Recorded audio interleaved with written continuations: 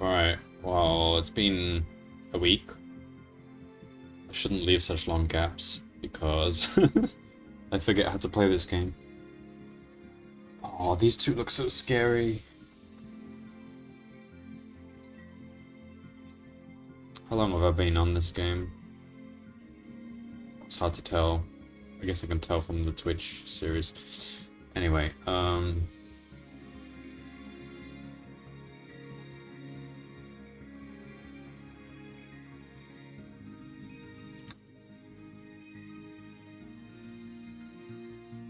wait. Oh, I've not done this one. Okay. Need to do this one. I thought I did this one. No, this was the last one I did. Okay.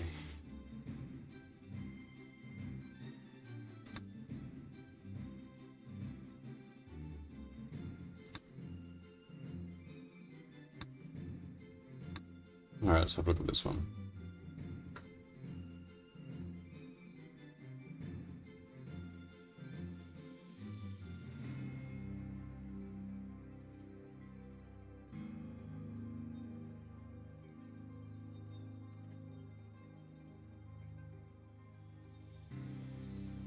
Okay.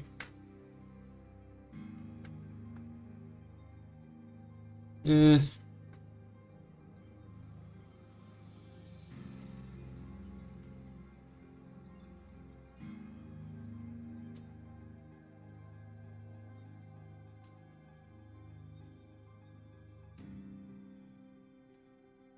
Hmm.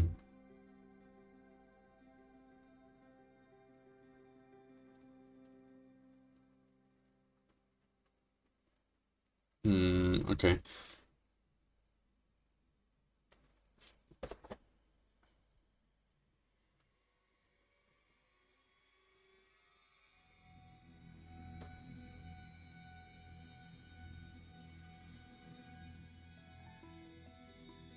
I think maybe. Oh.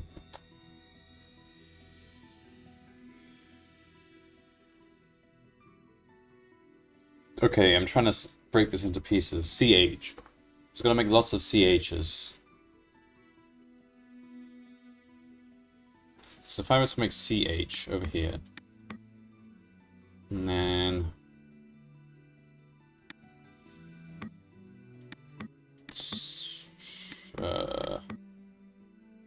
drag them all into place like this, would that work?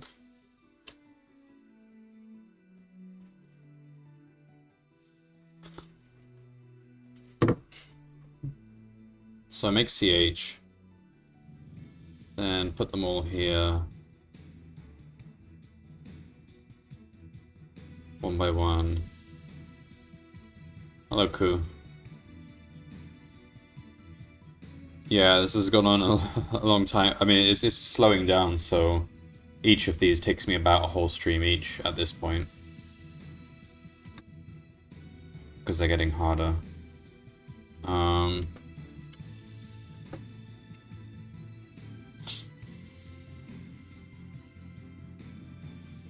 Yeah. Well, I mean, I just came from doing this one last stream, so it feels less horrifying. That was pretty horrifying.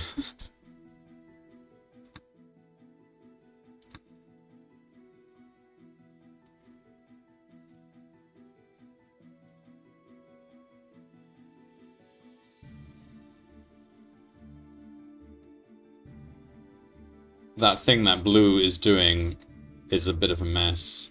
Rotating it back and forth. There's probably a cleaner solution, but I kept piling on changes.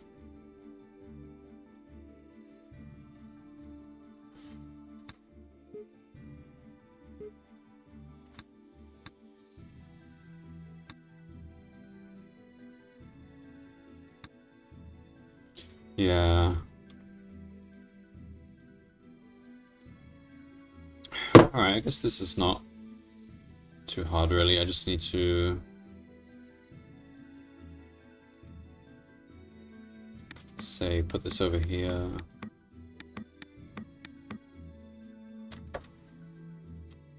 I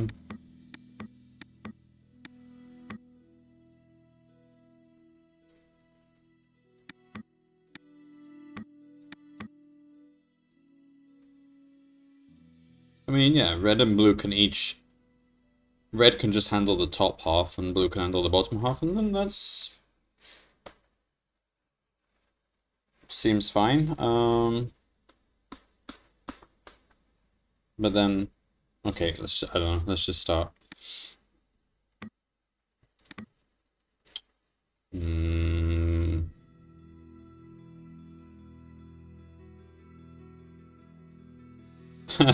Well, I've been using blue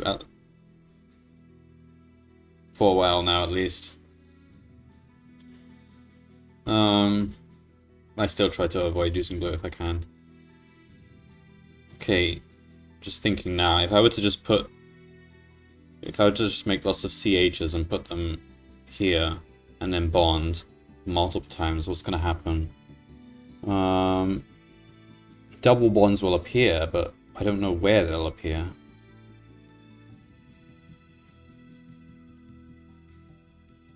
Ah, so it won't necessarily be isomorphic.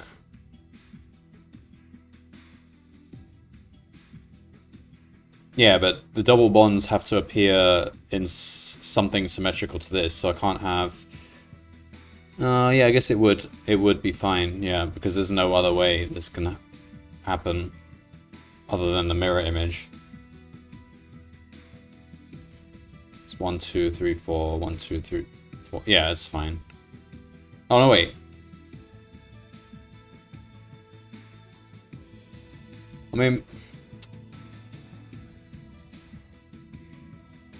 What happens if I have double bond here and double bond here? Then it can't add any more bonds. So, but let's just, I don't know, that might not happen. Every other possibility is fine. I don't know how it even decides where the bonds are. It might be like top to bottom, left to right or something.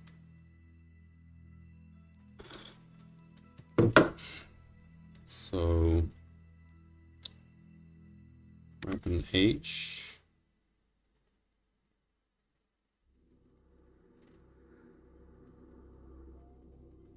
I guess I want to double flip-flop. Okay, grab an H, bond.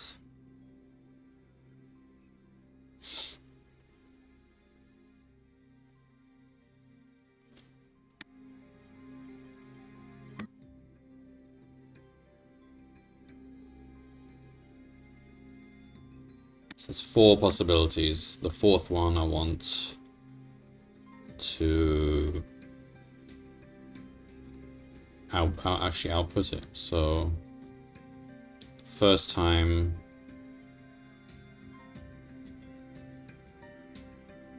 just drop it there.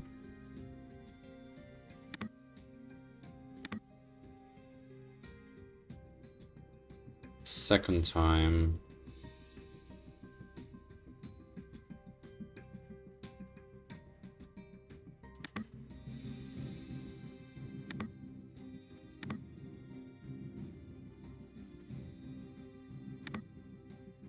third time.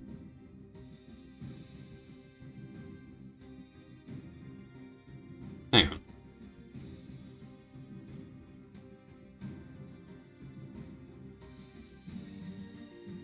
Why did I say 4 possibilities? There's 3 possibilities. Yeah, okay. There's 4 states for the flip-flops. One of them is irrelevant in terms of where I go. Okay.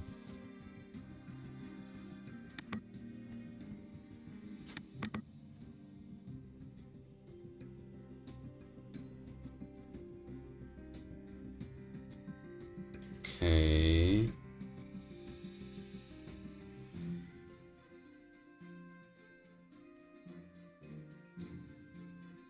Oh, wait, no, then it will revisit this one again, won't it?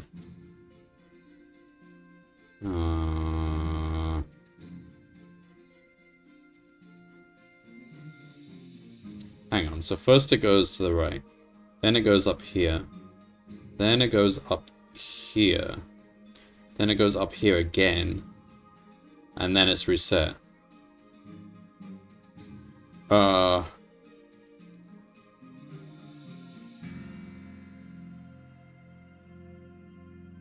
So the second time, maybe I need another flip-flop then. Second time we're in here. Pick this.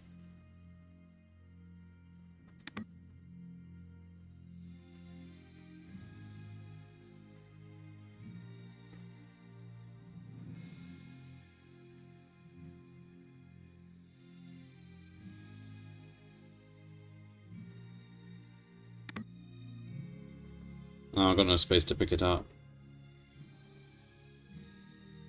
Okay, we can...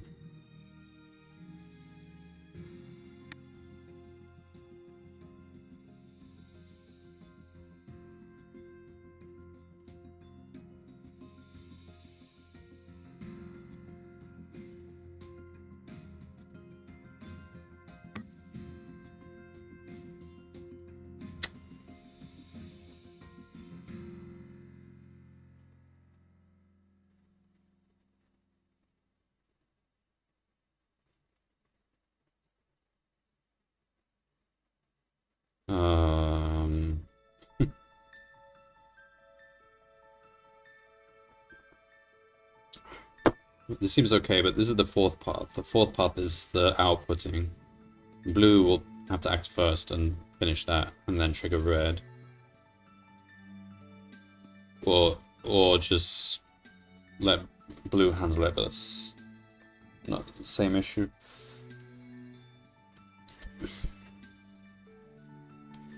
Okay, fine, let's let blue handle it, so...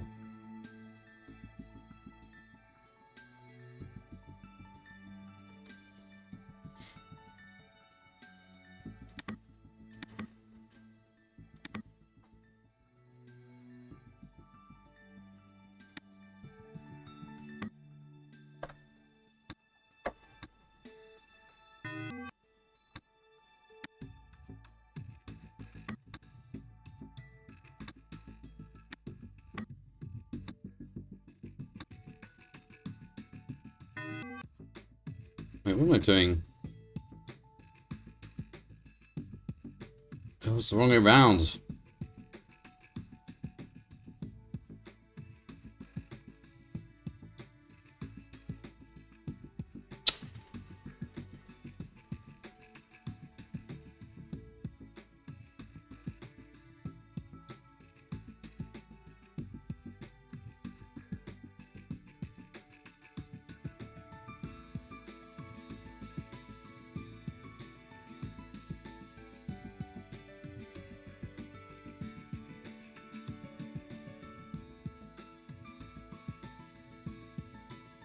Okay, fine. I need to...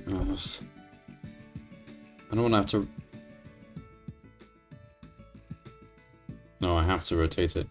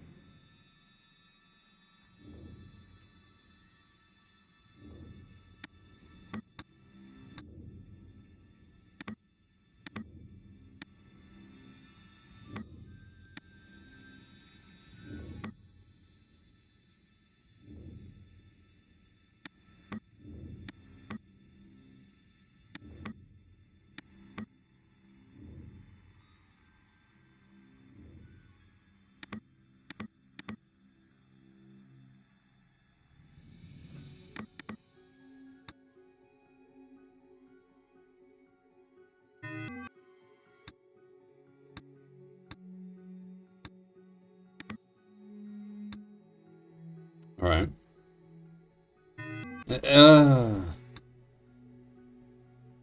We actually want to start from the right. Hang on. Okay, change these.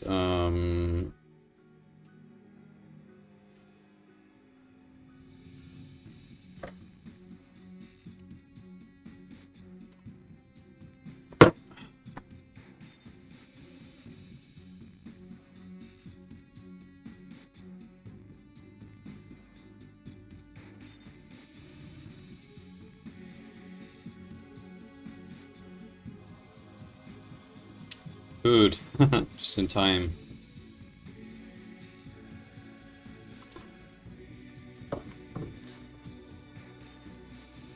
This actually seems a lot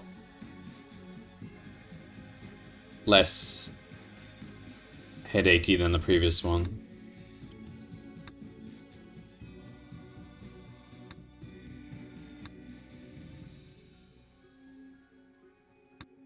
It's okay, so the name is called I Told You So. I wonder what that means. I don't know. I don't anticipate it being harder than the previous one. Just trying to get this first stage right.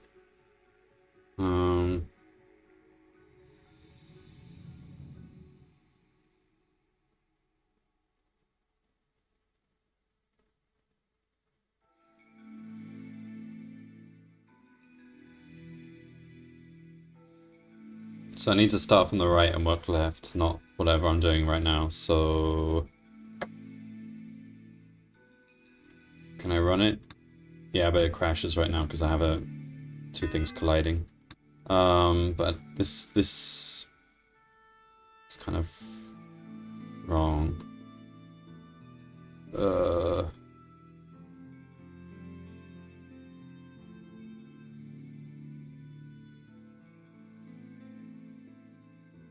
Let's start again. At least this bit here. So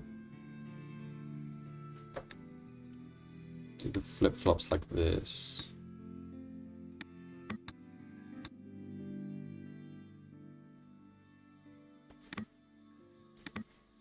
Okay.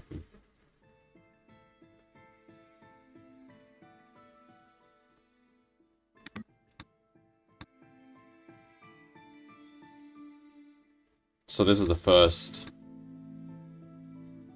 Okay, good. Okay. So this goes up there first, then it goes here. Then it goes here. Oh.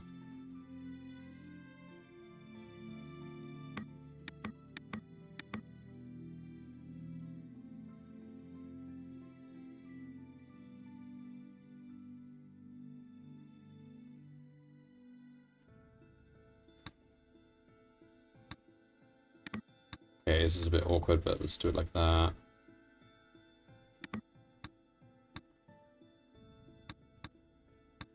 Okay, so the first one, put there.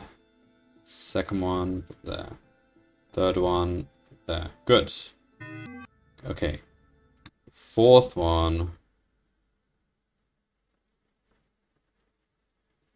No. The fourth one we don't... Hang on. Earlier on I was saying...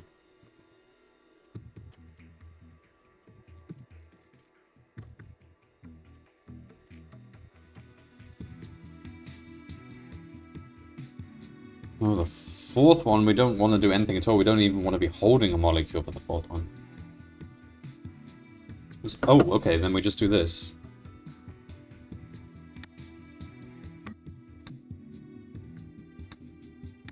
Go back into a loop like that. So then we should go back up there for the fourth one, but we can do some stuff here.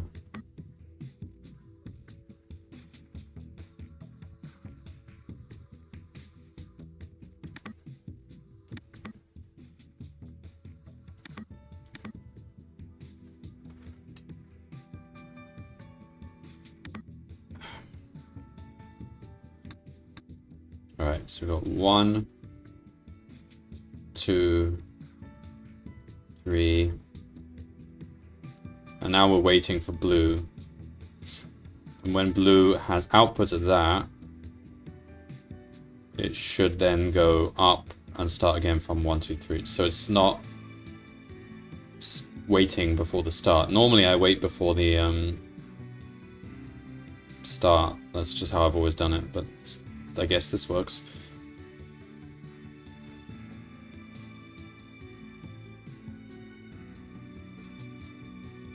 Whoa, where did these bonds come from?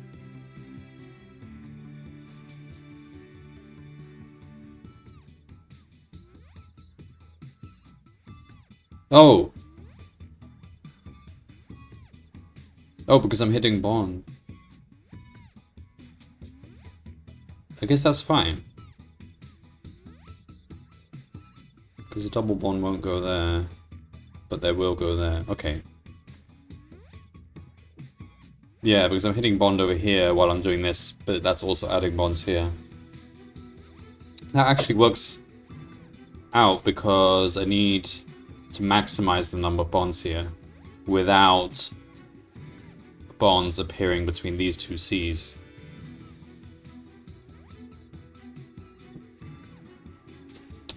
Alright. So now blue has to do the same thing, but the bottom.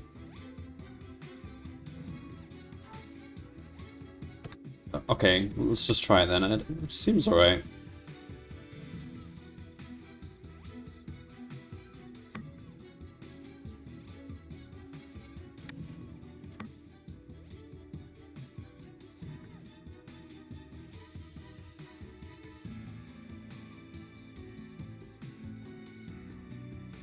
Just make red invisible, because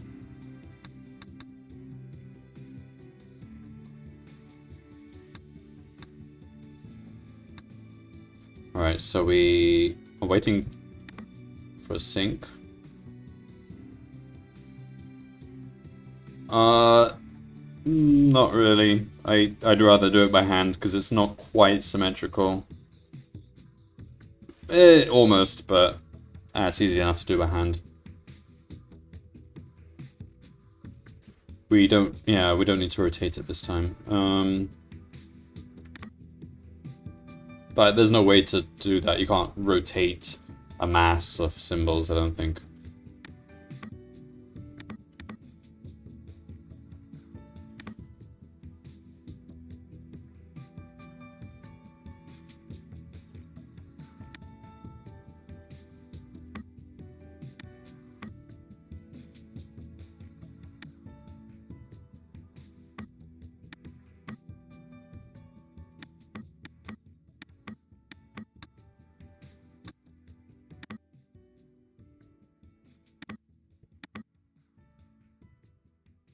Right.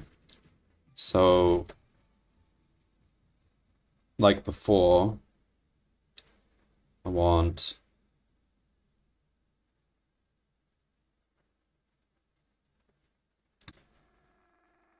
three flip-flops even.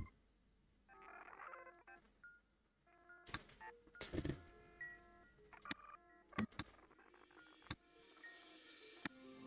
Can't blue just start from the upper left corner so we don't have to go up and get a molecule? No, because I put the bonders up there. Bonders, I only have enough bonders to be here or there.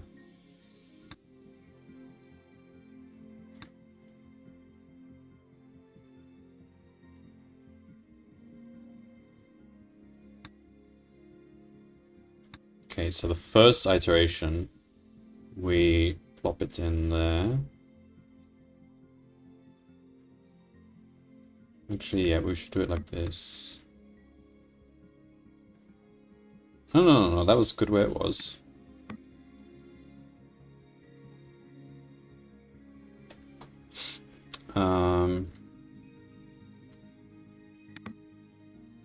Drop it there. No, there. Then we want to go this way. Or even, I don't know, like that. I don't know if there's room though.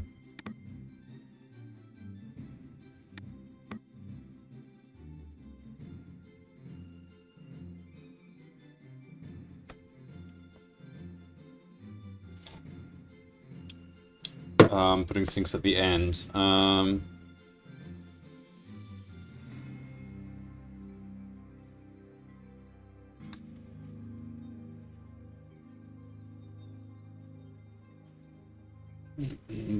You mean for blue? I can't think how how it would work. If I wanted blue to wait for red to do something first, how would you have done it if you weren't putting it at the start?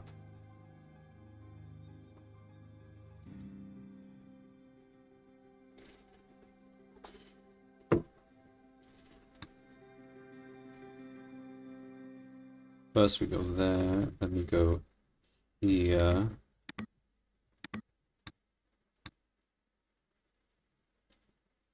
Then we go here. Oh, we got this awkward situation again. Drop. Pick. Drop.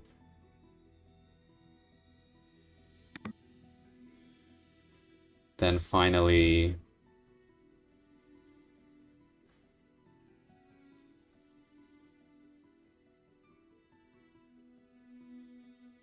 here.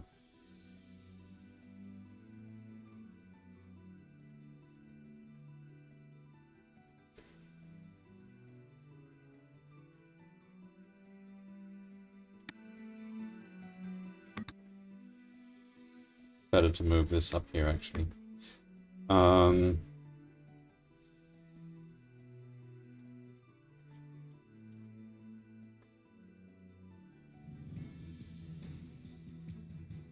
Yep, that's right. And then we have a flip-flop going here.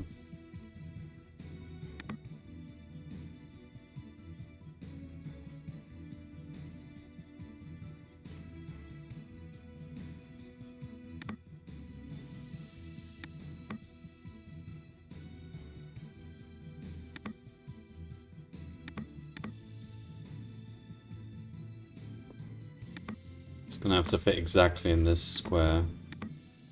I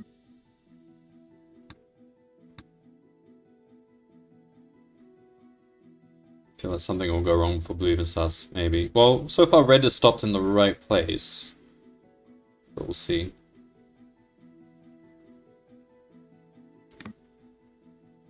And then this corresponding sink should be there.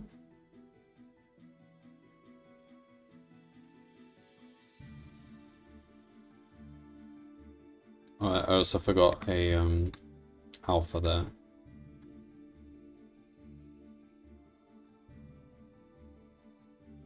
Seems too elegant. My solutions have not been this elegant before, that's a concern. It might not work, let's see.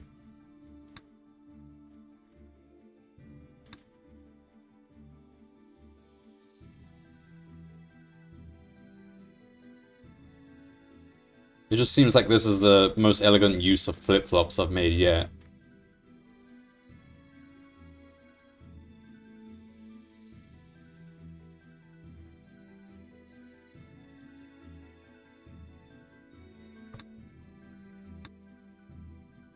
Okay, now wait there. Oh yeah, this is a problem.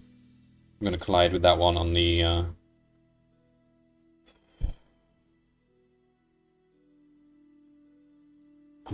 red needs to... Oh, we need more space. We always need more space.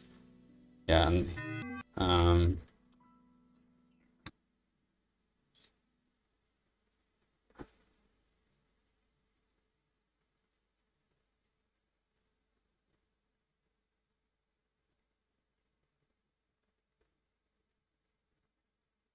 actually we don't need these flip-flops here. We can put them here.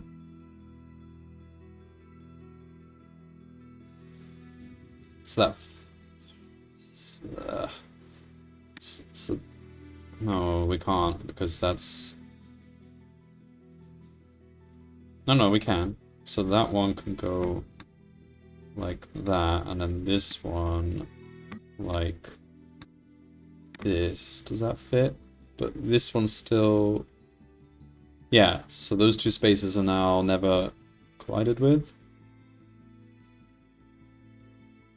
Is that equivalent to what I had before? No. Okay, red.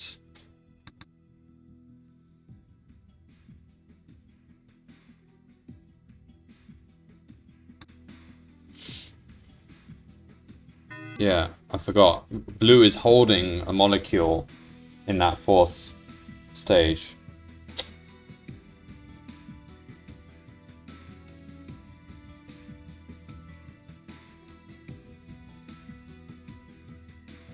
Wait, where was it going? Hang on, I need to see that again.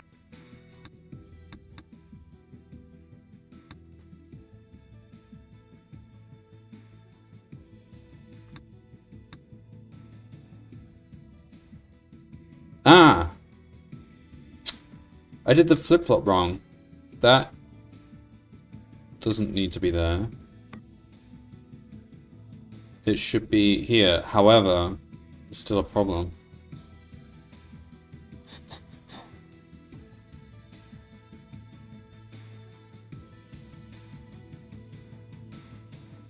Which I think can be fixed in a weird way. So let's see. So it should be here.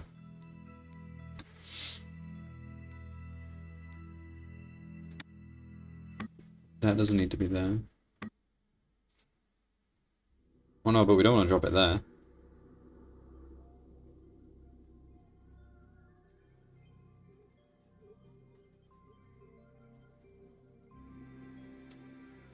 Ugh.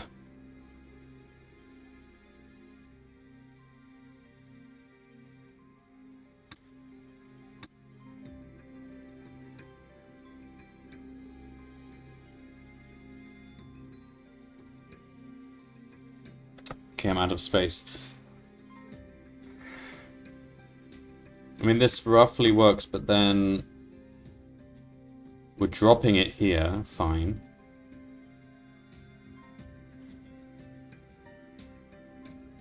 No, we can't drop it there. It's gonna collide with the molecule above. No, don't do that. Hang on. I can't go that direction. That's the problem. I can't go left because there's a molecule sitting here too.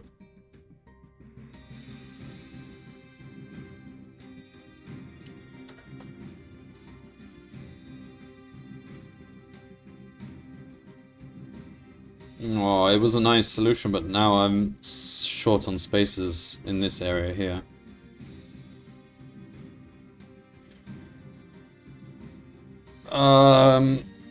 Why are we picking up on? I don't really want to, do I?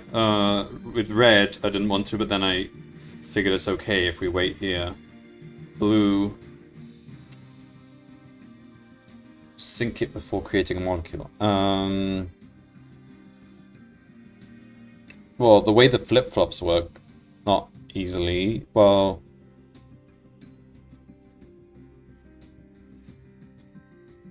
thing is, if I use 2 flip-flops, then there are 4 paths.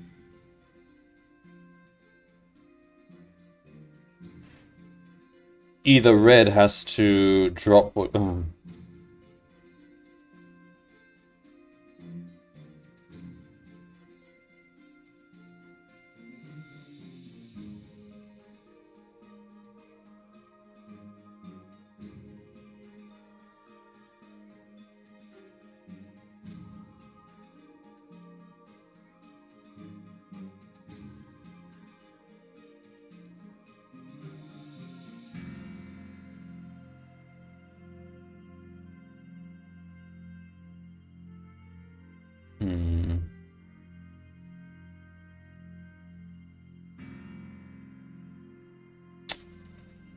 Okay, I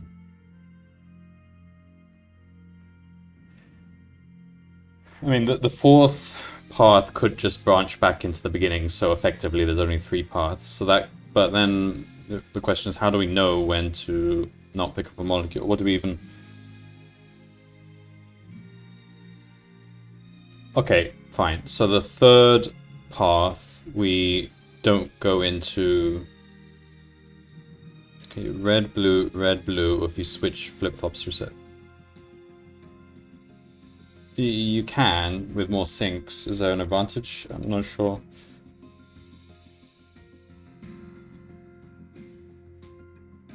Well, they're not using the same flip-flops, and they can't.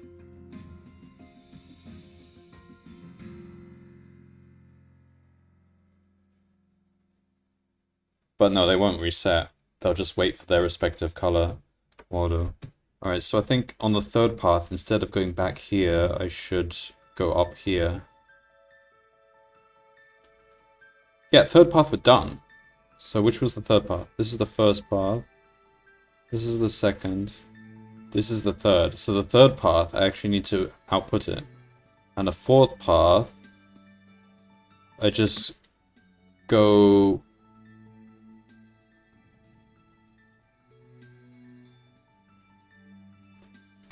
do this. Go back to where I came from.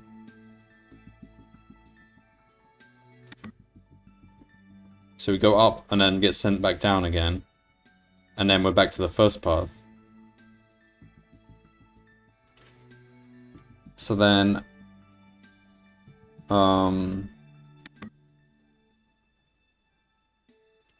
think before going back to the start.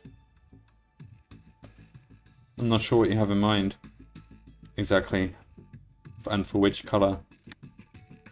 I think I got something here. Let me try and okay, first delete. Right. Just delete that. Okay, so on the third path it was 1, 2, 3. So the third path we don't go up.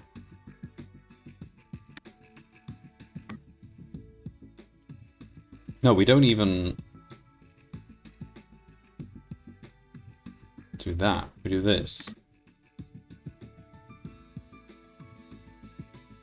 So now we're holding on to this C.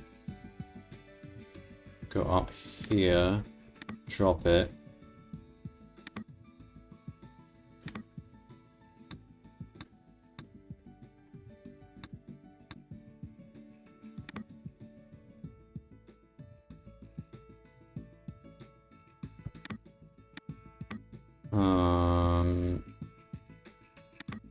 Does that work?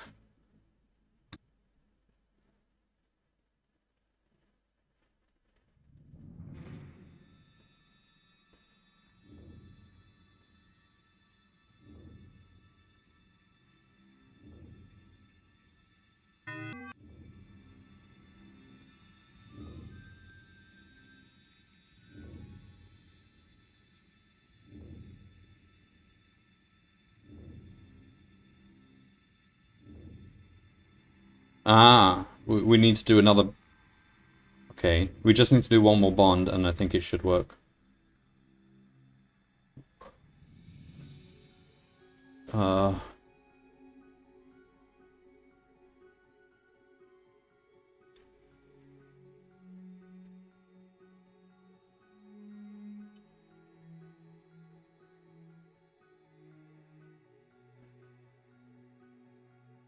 So the one that I'm inserting needs to be double bonded. Okay, fine. Just don't do that.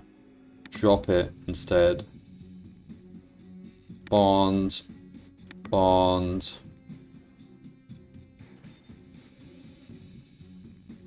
Just get rid of this. Pick it up.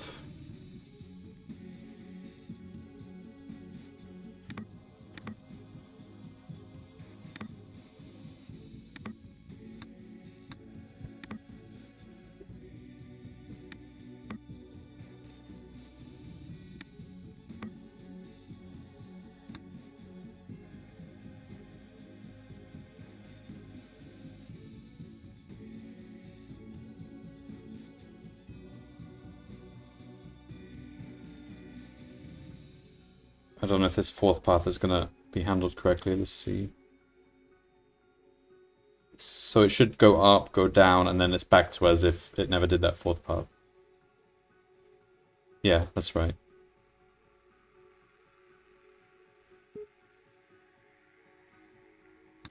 Alright, seems to work. I don't... Okay, let's let it run.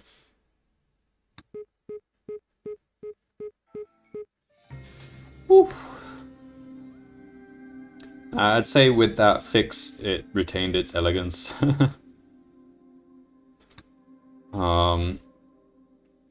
Just slightly less symmetrical than before.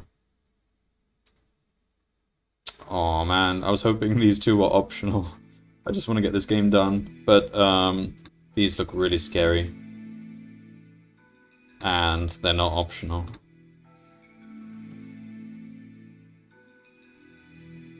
Well, what's scary is we have a feedback loop here, which I've never even considered doing in any of the previous pipelines. I guess there was no reason to, but you have molecules going back to the input from...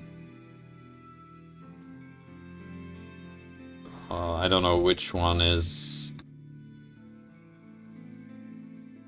I mean, here the feedback system looks less scary.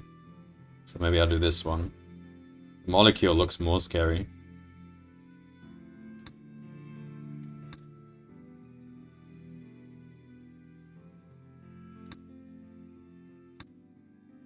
But I need to get my head around what is... Oh, okay, so you can't actually move these.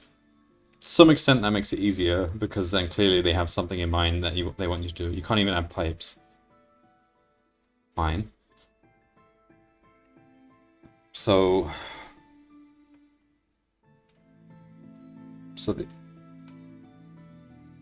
the input is one of these three things with a random chance. The output, this input's hydrogen. The output is basically we want to take one of the C omegas out and use two of these.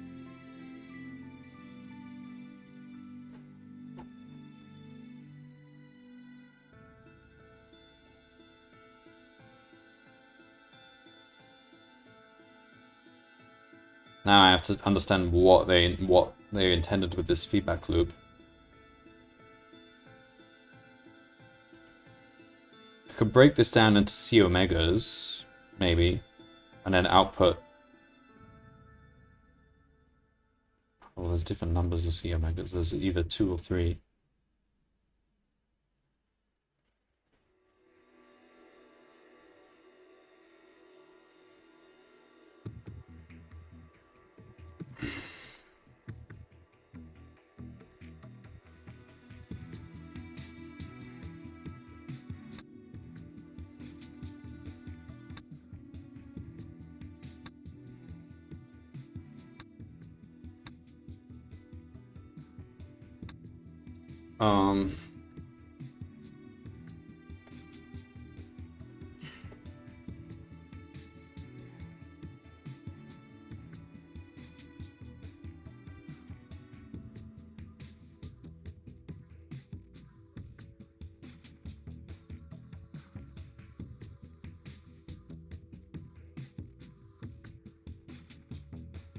So we only have one output from this. So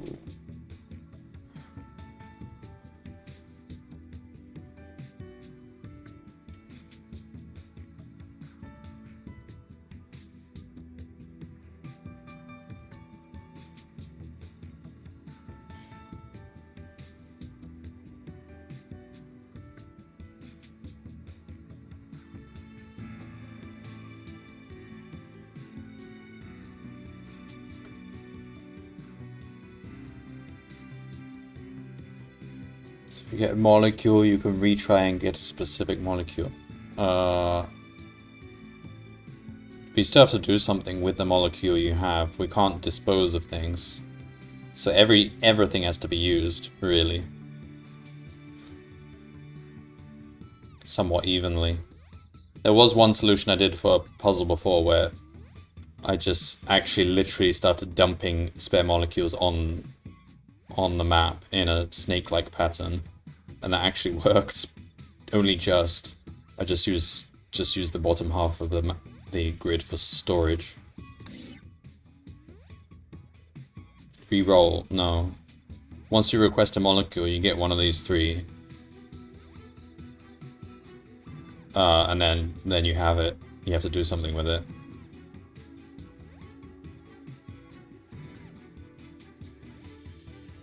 You can sense, so they got a sensor here. You can sense. You have the option on one square on this grid. You can sense whether a specific atom is present or not. course, there's more to it than sensing one grid, so we kind of have to move it about over that. Well, that's doable. I don't have to worry about that now. What do I mean about the pipes? Well, okay, so this reactor does something with one of these and one of these, maybe two of these, I don't know, with these as inputs. And then it spits out the output here. Then this reactor, we have an output which is going back to its input. So you could kind of re-roll in a sense, but not really, because you only get to do it once, and then that thing would... Like, if we didn't like this molecule, for example, because it has 3 C omegas, we could stick it in that pipe there. Ah, well, you could just stick it in that pipe there and let it accumulate. Thing is that pipe... Is that pipe long enough? I don't think that's what they meant, though. Something clever I'm not seeing is supposed to be done with this, I think.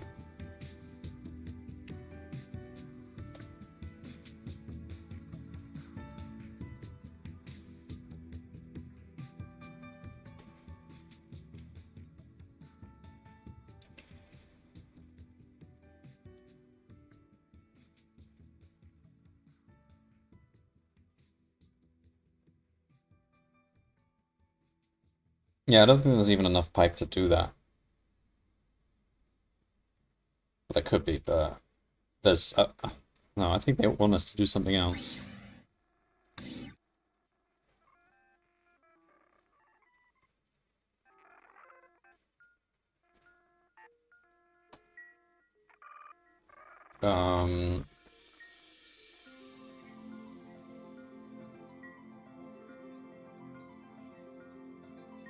If I could break this...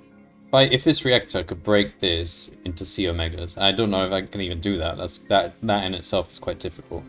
So that in the output we literally have just C omega and maybe a pair of H's and another pair of H's. If I could do that, then what would I do? Well, then we literally just construct this, right? We don't even need to use...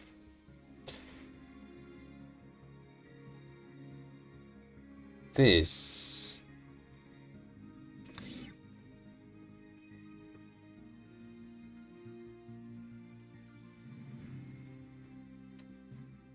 Yeah, now I can't think why you would want this feedback loop. Why would you want to... 2 work boards. There's 2 reactors, yeah. This one, and then the output goes as input to this one. So we can do 2 processes basically. Now I'm thinking maybe it is something you can use as storage, because thing is, if you had a molecule that you wanted to use, why would you output it and then just input it again at a later stage? Why would you ever do that?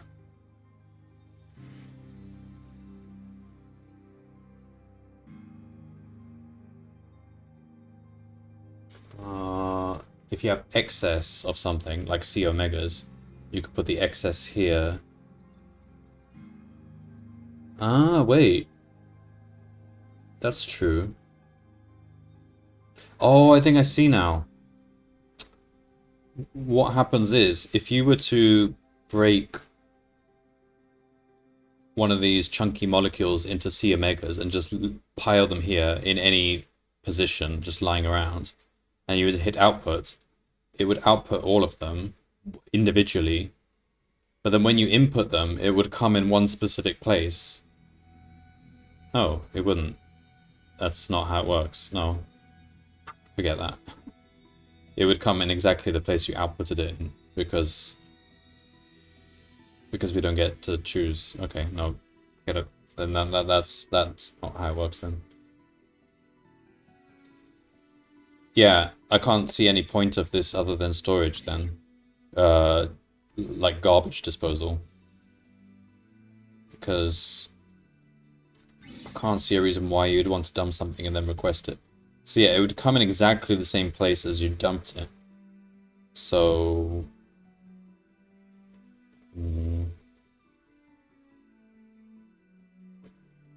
See, I was thinking it might mean if you have too many C omegas, you dump them.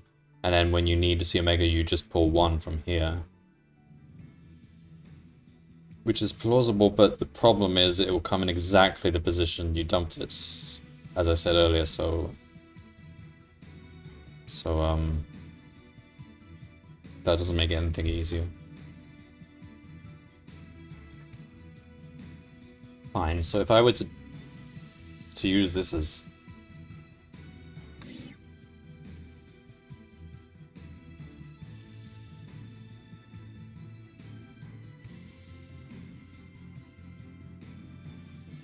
I mean, how many molecules can even fit there? Let's see. We can test this out. The first reactor is to rotate and debond molecules. The second reactor is to make the answer molecule.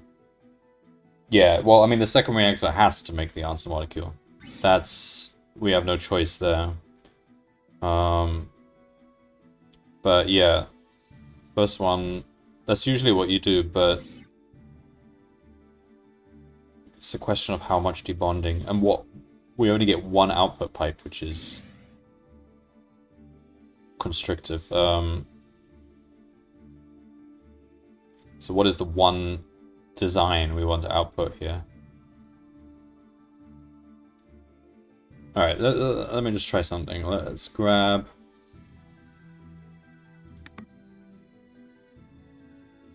this... wait, what am I doing? Just grab this...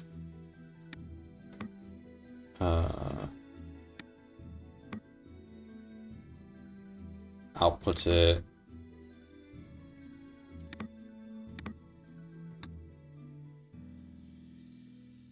Okay. And then here. So that is now coming in the bottom pipe. So now let's just grab that. Drop it there.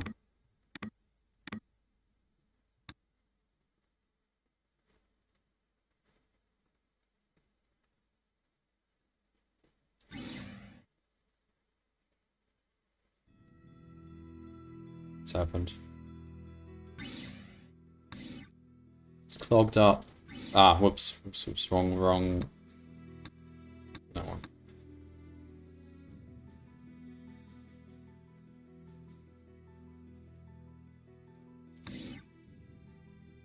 So it's 1, 2, okay. So it needs to loop back to get more H molecules.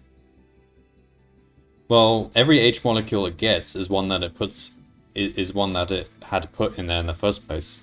So I don't see why you would ever want to retrieve an H and not use it at the time.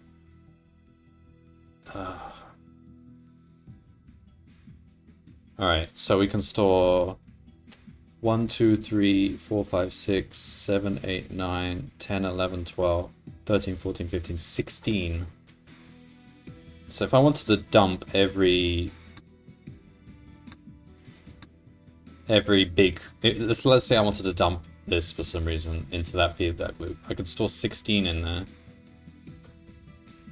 So on average, I would get about 32 good ones and 16 bad ones.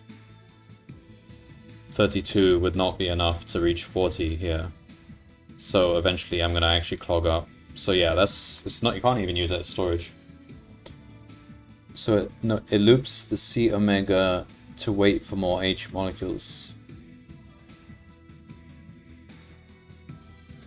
Well, the H molecules have to come through this same pipe with the C Oh. Hmm.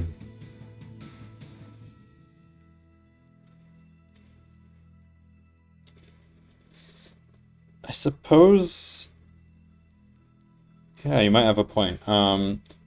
If I wanted this to be kind of asynchronous, then I could just dump an arbitrary number of C omegas there. No, wait. Do we have a sensor for the... Yeah, we have a sensor here. Uh, no, I don't see how, what do you mean exactly by looping? Hey, the full fox.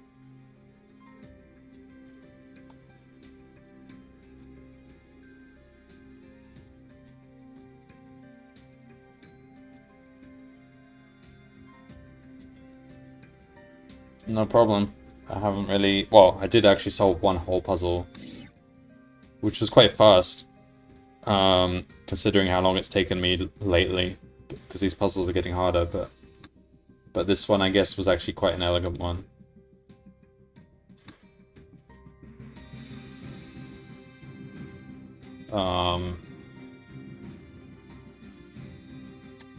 But yeah, the looping...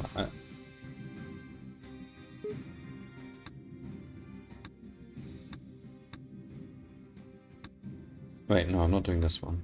This one.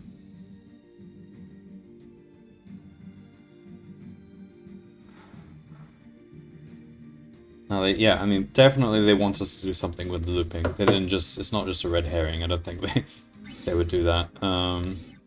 So I got to figure out what... So the first reactor is to debond the 3 possible molecules and rotate it. Then the loop is made like a storage space that stores the right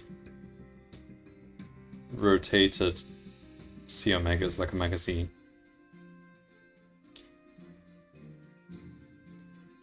Wait, what do you mean right rotated?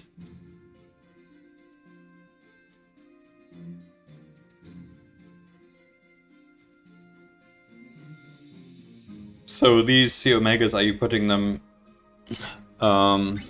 in one location here? Or anywhere arbitrarily? Correct rotated C omegas. Yeah,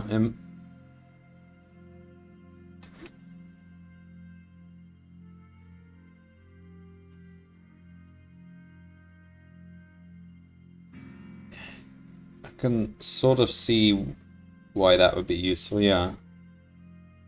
So you request stuff here, but you get too much C omega, so you put all the C omega here. Then you request 1 from here. And you make this molecule. That makes sense. The problem is the positioning. You put it on the loop, does the C omegas disappear? Yeah, when you output, when you do this output, it disappears off the board. And then later, if you want to retrieve C omega, you can do input from here, and you'll get it in exactly the position you left it here. Problem is, the only way that's useful is you have to make sure you put every C omega in exactly the same spot. Otherwise, it will come at arbitrary locations here, which is not good.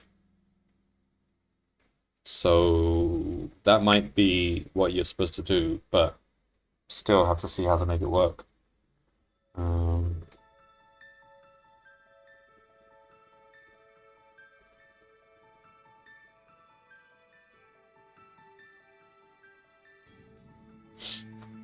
It's an input that has limited spaces. Yeah, I'm starting to think C omega is really the only thing that would make sense to store in the loop.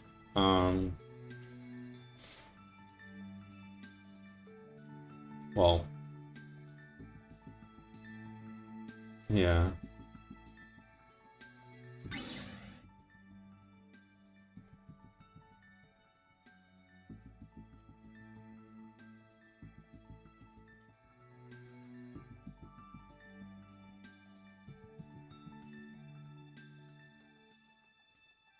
such a awkward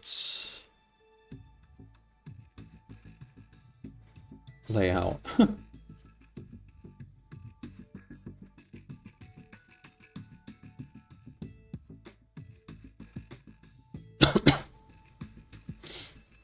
But the biggest question of all is really what do I put in this first pipe? That's the real key question. If I get that right, then the rest might be easier. Just, I mean, clearly all of this stuff has to go in there. The question is, do we put them in together or put C omega, then we put H, and then C omega, and then here we use a sensor to detect what we have.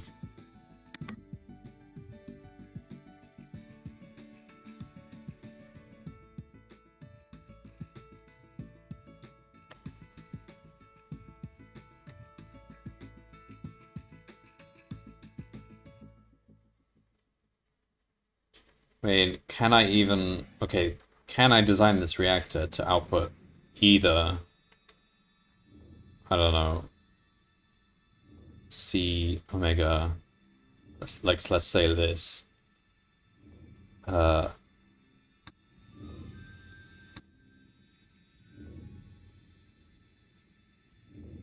Wait, no, this one.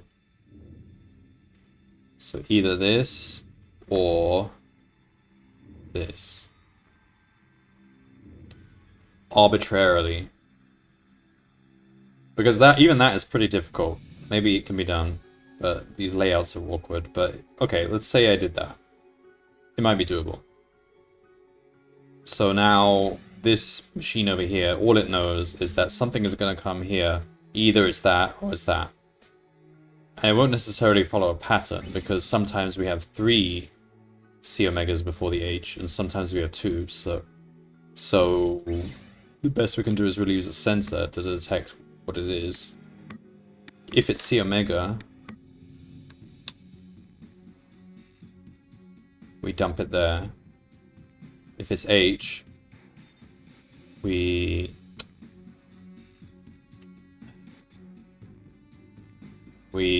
start constructing this.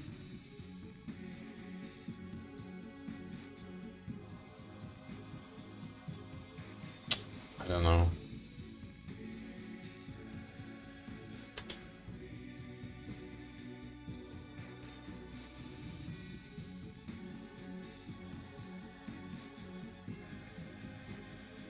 Thing is, do we even have enough bonders here to do this? Well, it's not going to be easy, is it?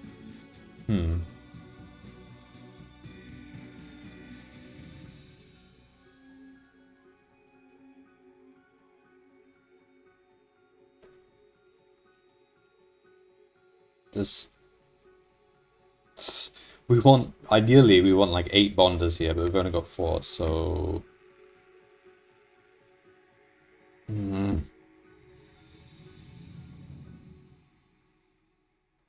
need 4 hydrogen to make the correct molecules, so we need to call the input 2 times.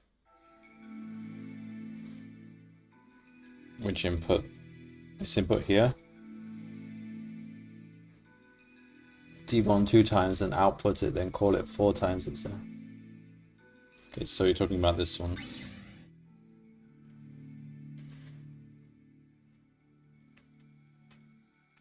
Yeah, we can debond the H's here.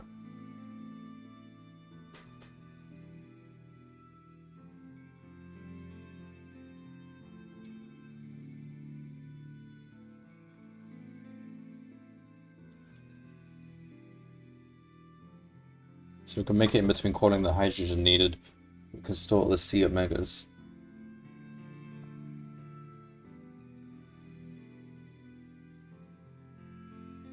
So,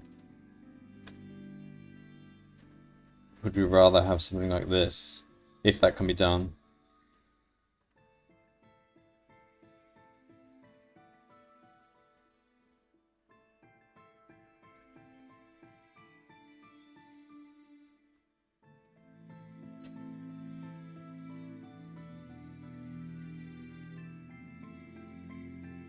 I could debond in the second reactor, but I feel space. Yeah, I mean, I'll try to do as much as I can in the first reactor, but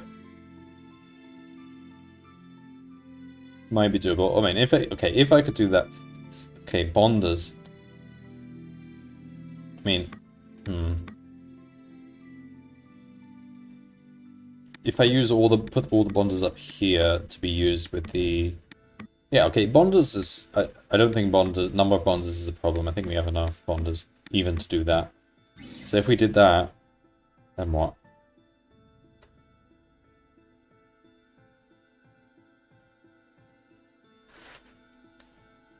So every time you're calling this, you're getting either that or that, and you don't know which is coming. So you can use this to infer and branch one way if it's one, and the other if it's something else.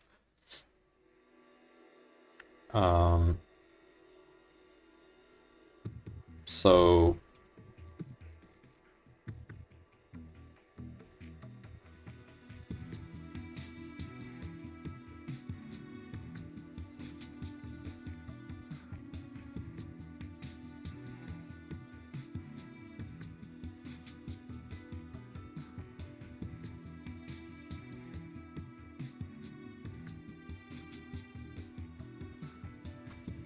and we don't even have many bonders here, so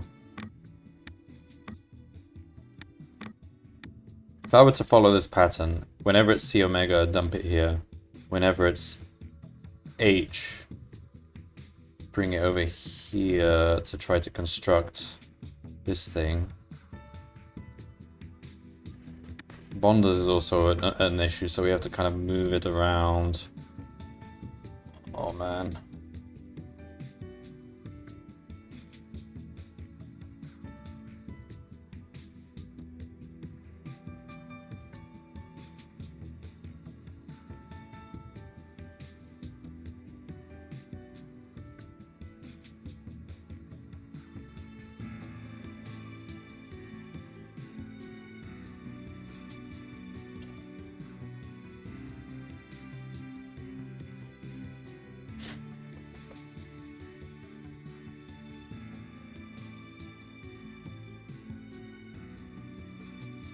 There are 4 pairs here. No, 5 pairs here that want bonds. This one, this one, this one, this one, this one. Because this is... needs to be triple bonded. Or we can do that in the first one. But you get H, can't you pre-place it so start from the bottom to the left, then up, then call a C omega, then the last... You can, but there's not enough bonders to then do all that at once. There's only 4 bonders here. So, for example, if I did this, I'd be able to attach that bond, and that bond. But then, how do I deal with these two?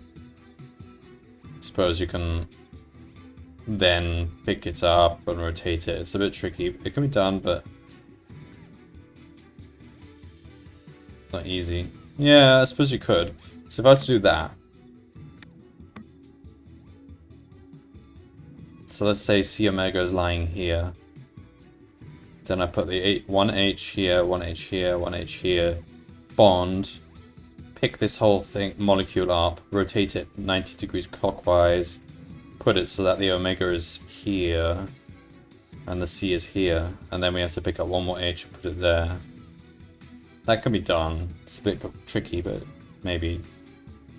Can't you make the C omega bond in the first reactor? Yeah. We can. We can try and be, what's the word? Optimistic here and suppose we make everything that exactly as we would like it.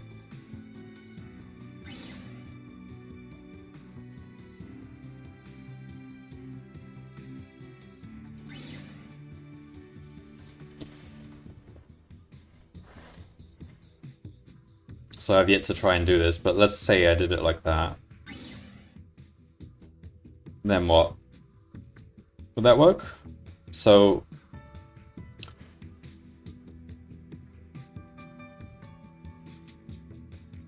problem is, ideally, the very first thing you would like to do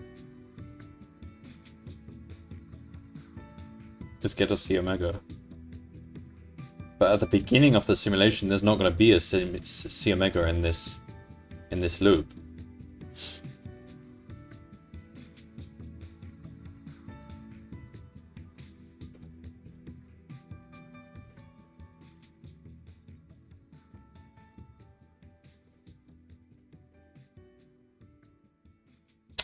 So, we actually need to start with the H's. So the process is we go here, we pick, if it's a C omega, we dump it here. If it's an H, we go to our respective positions. First, say first here, then here, and here. And then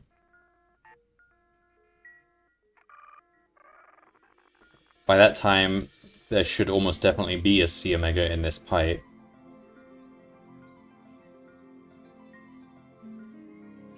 Yeah. So then you can request your C omega from here. Slip it in, bond, rotate. Put it somewhere where we can actually... Well, you don't need to rotate.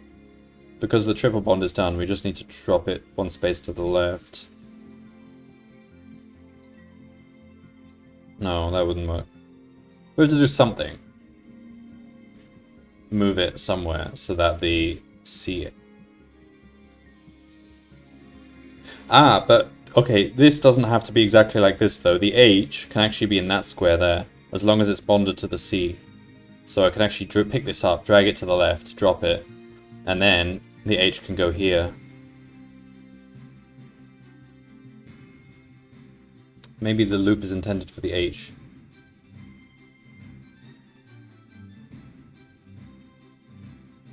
We do need more H than C omega, but isn't that an argument for putting the C omega in the reactor? Because it's usually the stuff we have excess of that we want to dump in the loop.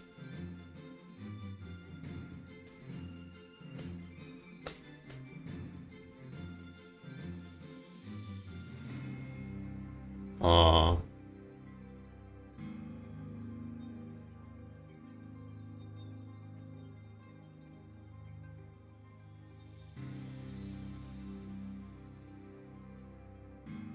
But I suppose that can be done like that. I'm trying to think what the advantage would be. So if it's H, we dump it here. If it's C omega, we put it here. And then we request input. But we might not have enough H's at that point. I think there's a bigger risk of calling for an input, but not having anything present.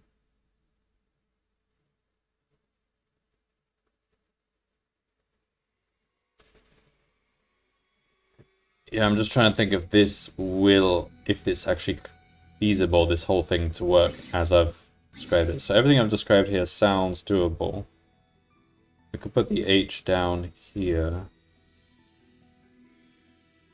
And then pick this up and drop it. So... Okay. So let's try and do that. Oh, I'm not looking forward to this.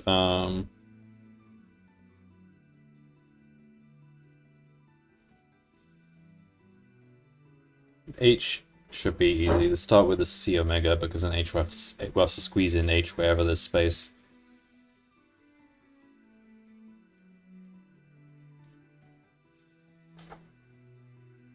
I cannot think what to do with this. Where would I want bonds?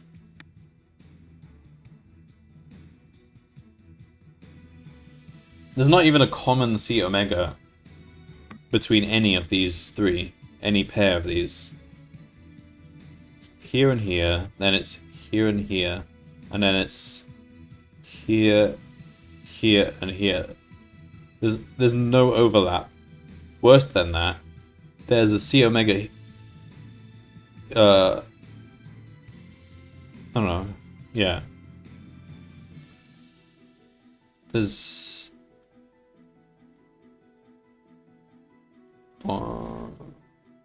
Okay. So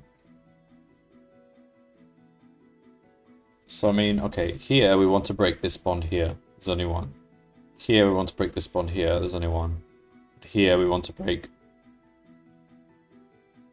this bond and this bond.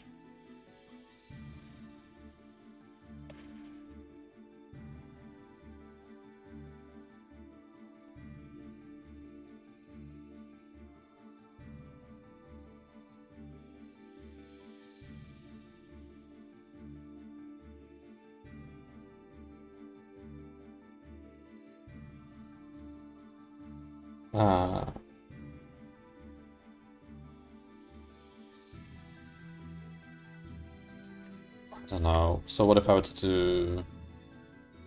I might do it with the sensor, because we can only put it in one spot.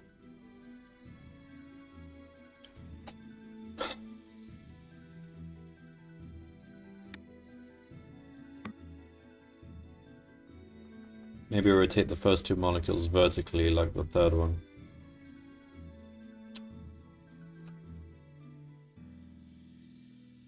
Yeah, that would line up with...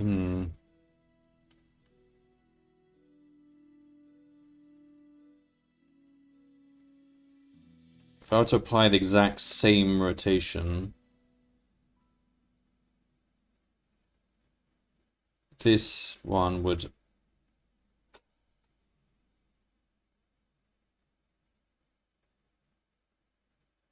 Well...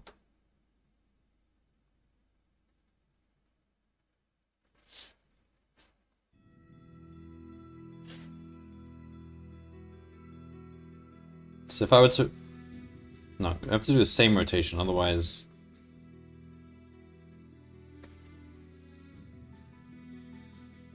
Okay, the common element to all of them is this C in this position here. So if we were to pick it up by this C and rotate it, then the first one, if we were to rotate it clockwise,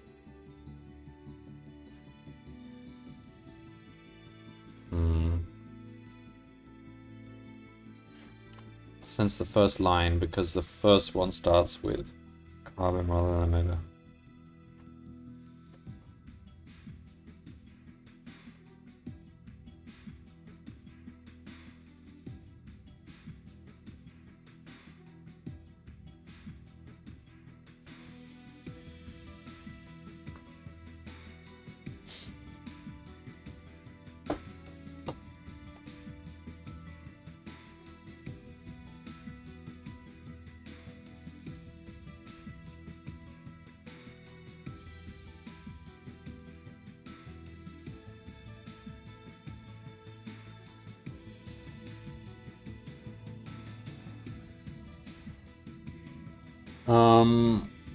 I could do this. I could just pick it up by the C.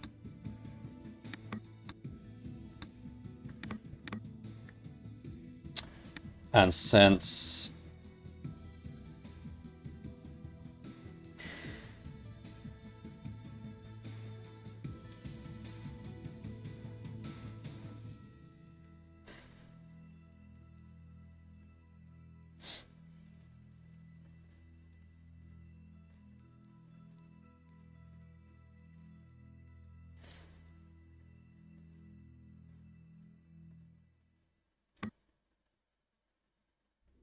What is to the right of me, for example, to start with?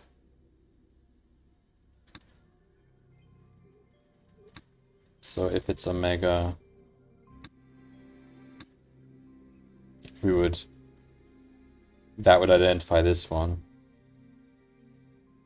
Then move one step to the right. No, I'll do it like that. I have to sense two spaces. That would still work. So the second one would go down. These two would carry on to the right. And while we're here, we look at what's immediately to the right of us. If it's omega again, then we are in the third option.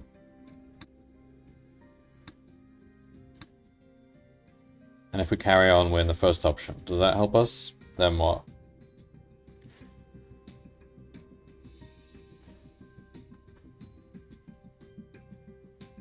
Accident ended up drawing. What were you drawing?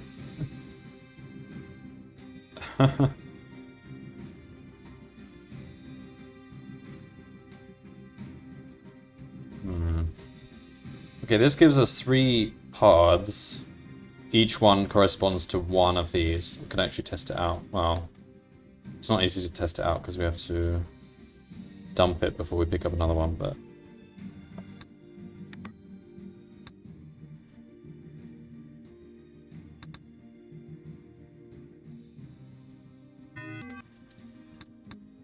But now what? Regardless of the fact we have 3 paths, we have to use the same bonders in each path.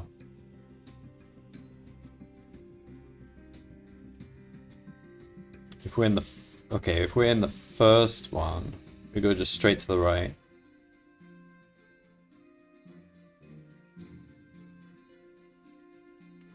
Rotate the other 2 to make it as similar as the third one, because the third must have the same logic to dismantle the rest. I don't know what rotation you're referring to, about which pivot point and which direction.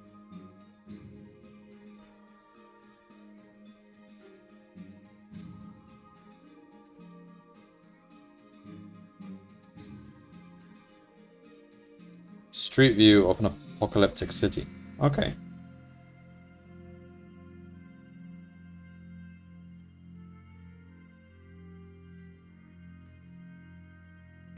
So this one is the I'm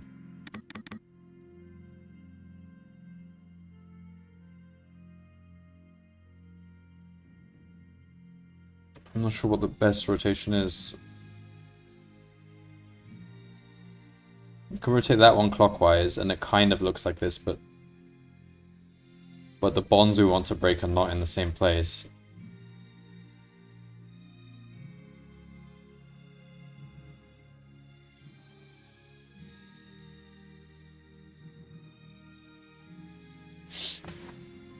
The first one must be mirrored to be like the third. Mirrored? Well, I can't do anything with mirroring. I'm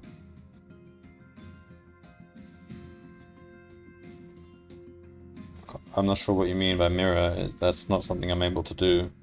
I can only rotate.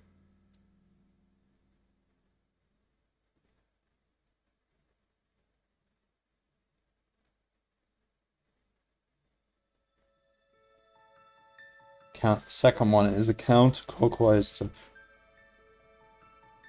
And the thing is, whatever you do, you want to do the same thing to both, because you don't really know which one you're holding. Well, okay, you can, kind of. Okay, let's say these things... We're holding it by this C. That seems to be a sensible decision. So the only thing we can do is rotate really about this C. So is there a rotation that we would... What would we do in each of these 3 branches to get them to look as similar as possible?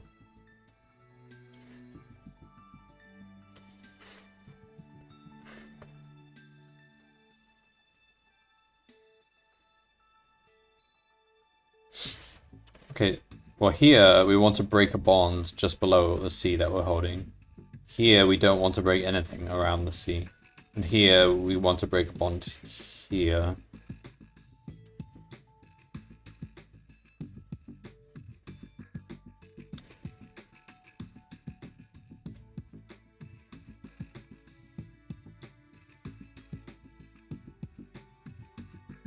So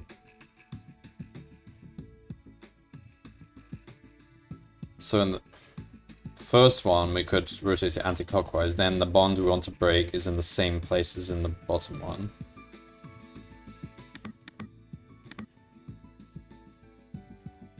I mean, we could do that.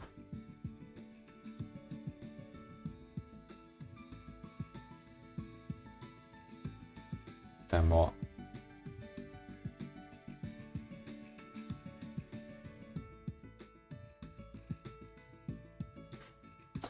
Thing is, even if we do this, how do we end up...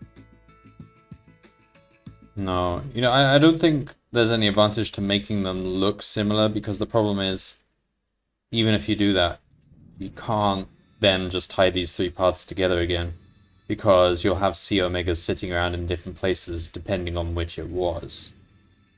So I think really these three paths have to do kind of everything on their own, because the C omegas are in different places and they need to all be put in the same place here.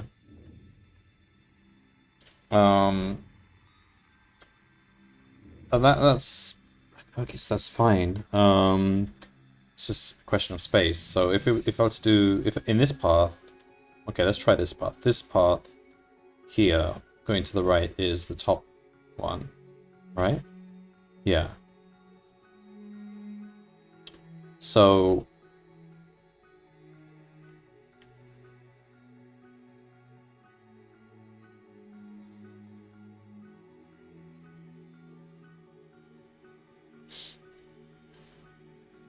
you know what, maybe I think this bond might be asking a bit too much. I think might be better not to attempt to even do that, because that means we have to then place this C omega on one of these bonders. I don't think we have enough to spare.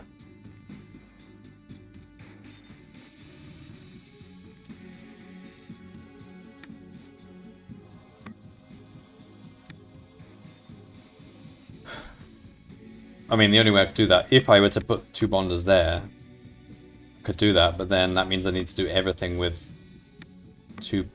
one bonder. That is actually doable, maybe. I don't know.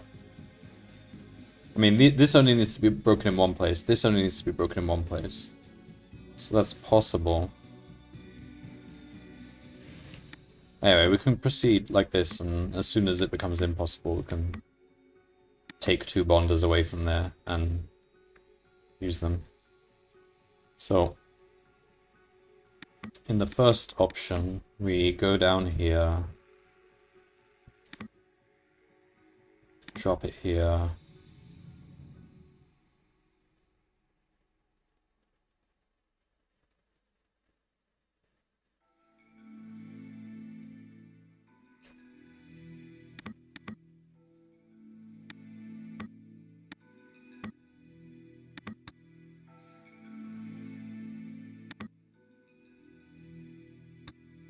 remove those bonds, and then we pick it up again.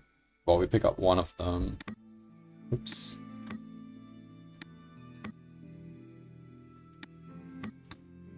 So we're now holding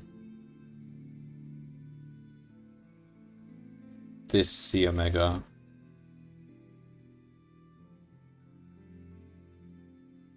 There are more verticals than horizontals, so let's say we do it like that.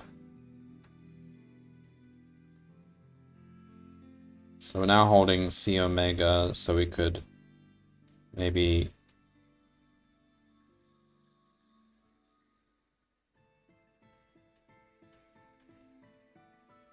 then drop it here. And then what?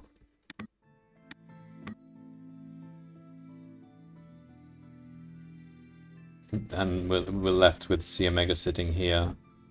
So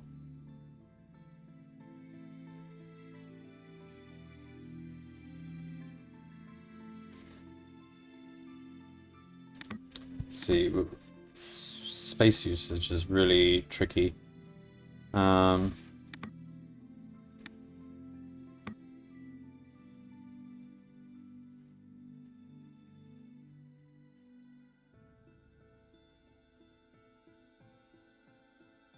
So now we've got C omega sitting here. Pick that up.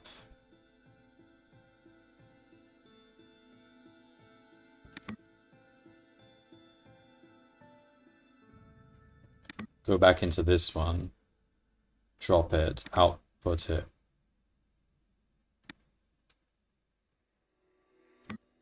Actually, we can use a flip-flop here. So after we've outputted 2, we've actually finished with that first molecule. So then we go, I don't know, down here, back to the start. So that actually works, maybe, for that molecule. But how on earth do I squeeze in? Two other versions.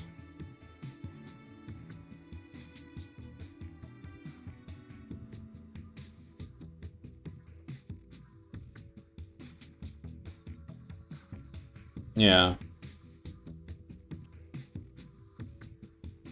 Right, I mean, let's assume we're not using these bonders, so somewhere else we can...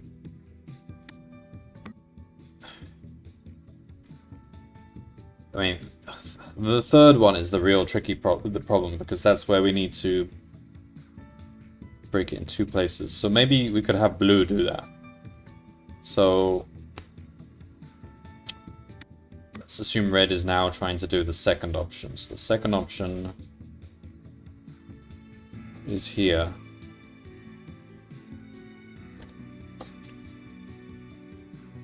I don't know, so this one we can just send it up. So this one, come down, we have the second option.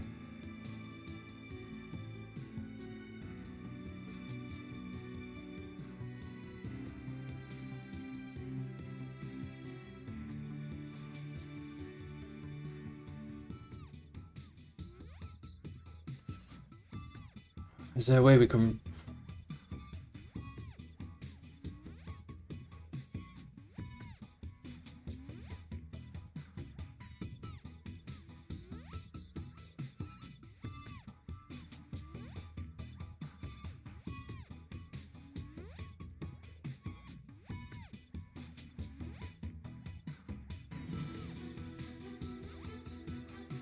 move one to the right?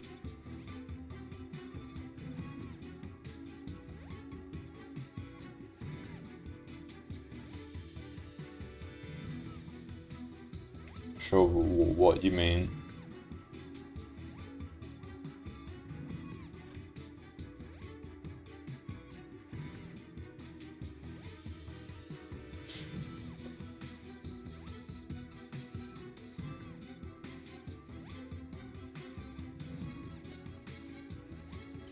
So, thing is, no matter what I do, I end up putting them all on this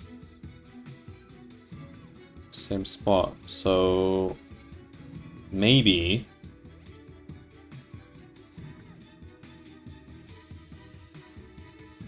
no, like the left of the solution for the first molecule.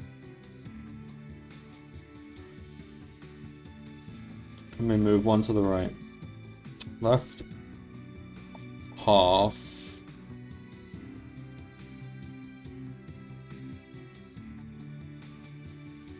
At what stage do you mean?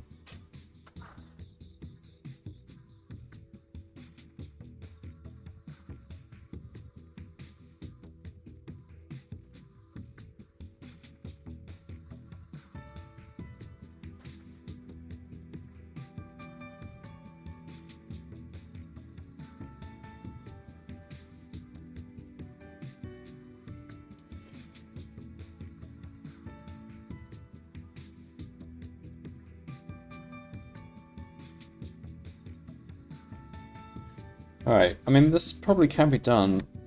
I'm just worried about what to do over here.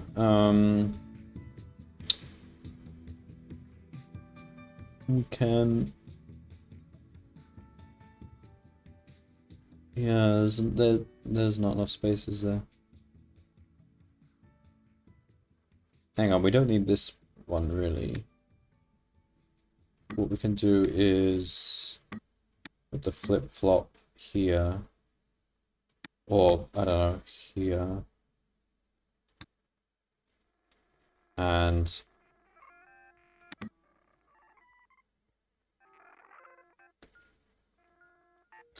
go back into this one like this.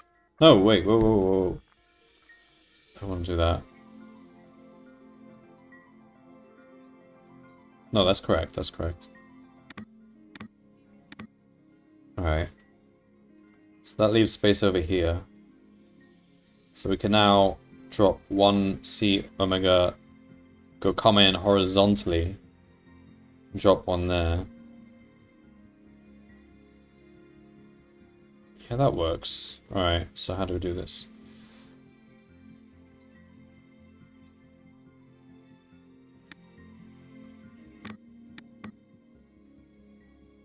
So I'm to come down. Right. I'm holding on to this C omega, so let's say come down to here, drop it here. Can I do a test run? Kind of, but I don't have the right molecule. The one it gets is that one. And unless I dump it somewhere, which I can, but then I don't know what I get next.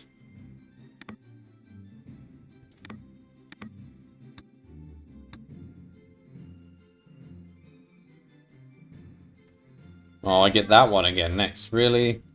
They gave us the two most complicated ones in a row. So yeah, I can't really test it easily.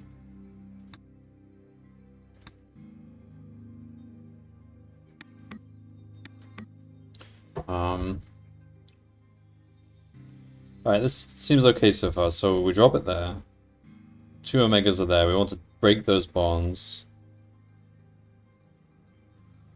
It is random, yeah. Oh no, it's not. It's deterministic. So every time you run this simulation, it'll follow the same random number generator.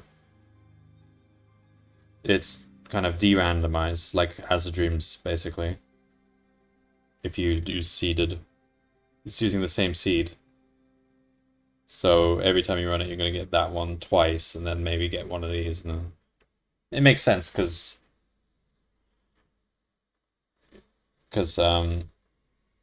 otherwise you could randomly get... They wanted people's solutions to either work or not work, basically. It'll be a bit weird if sometimes they work and sometimes they don't.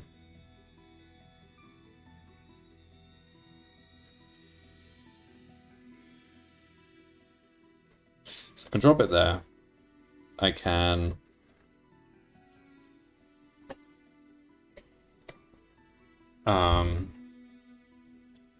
remove the bonds. No, it's not fully randomized.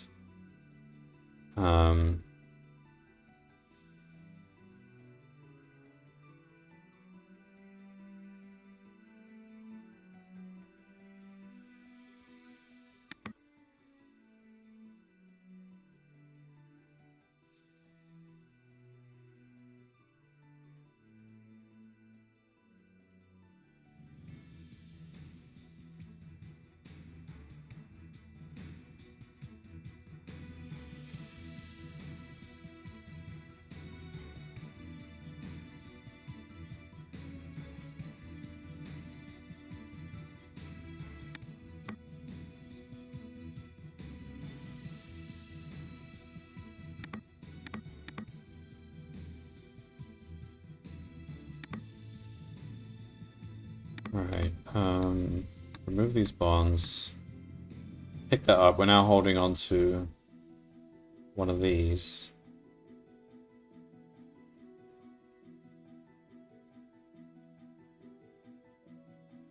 Rotate,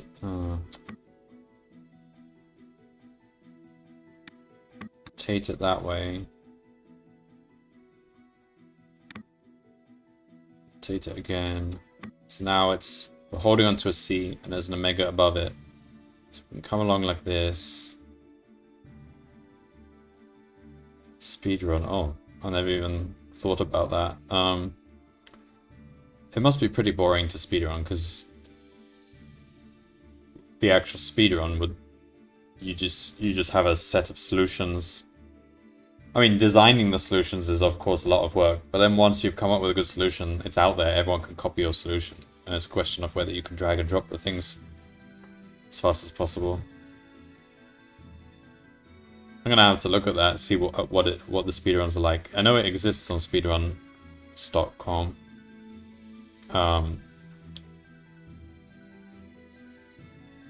But yeah, It's an interesting thing to speedrun.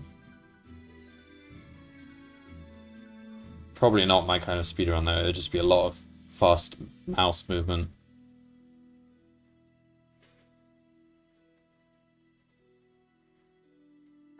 Okay, so I'm now holding on to this Omega. Go up there.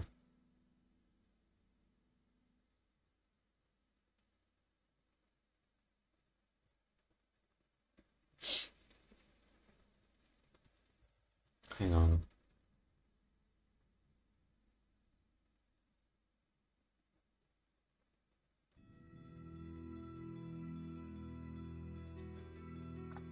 Do that bit again. So we go here, we remove a bond, grab it by the C.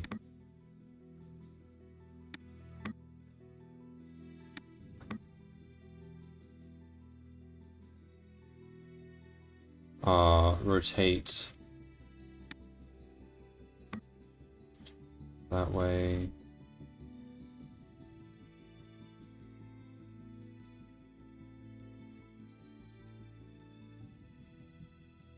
Not necessarily. Most of my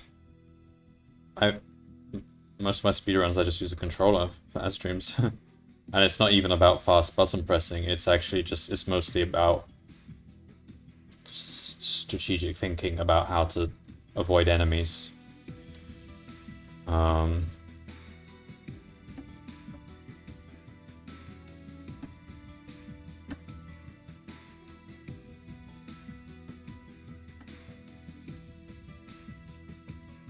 Okay, so then I'm holding on to C, Omega, go up this way.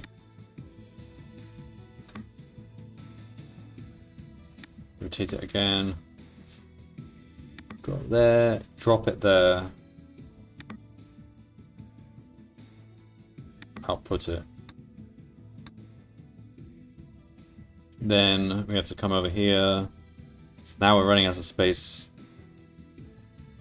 There's space here. Let's come down here. Grab. Ugh.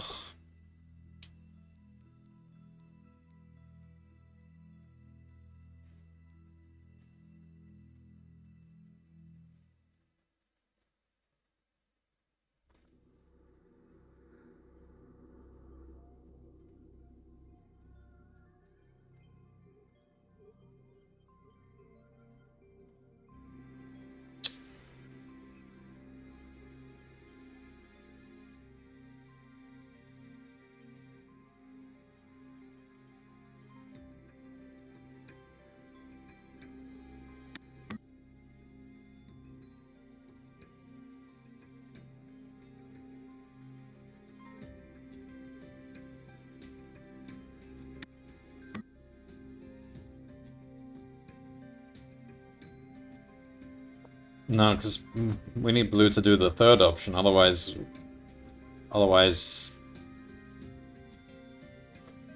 I can't see how we would get blue to do both the second and third. There's still space though. I think we can do this, I'm just trying to decide what I should be doing. There's enough space here to grab. Okay, we've got C Omega sitting here. So let's say do this, we go up.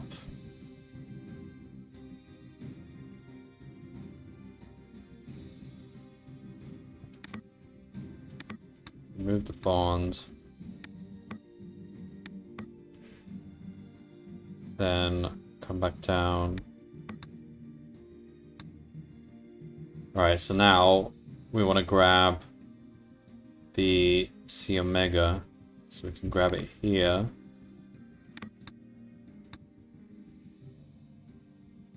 No. There's a problem.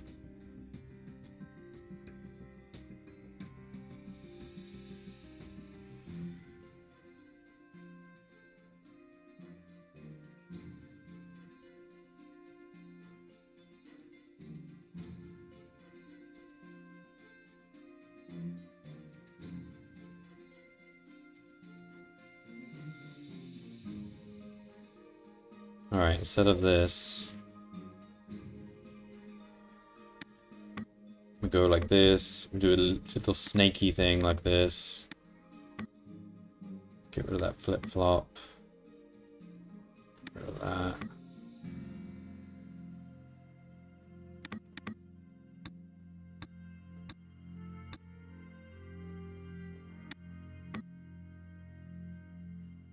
So we debond it.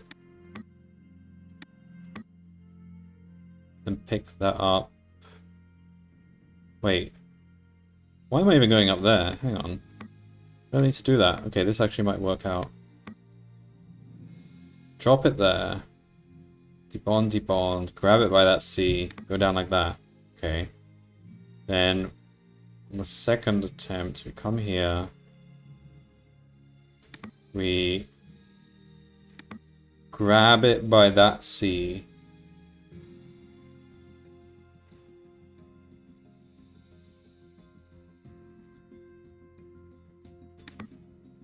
And then we join onto this one. We use the same... Oh no, we don't want to use the same...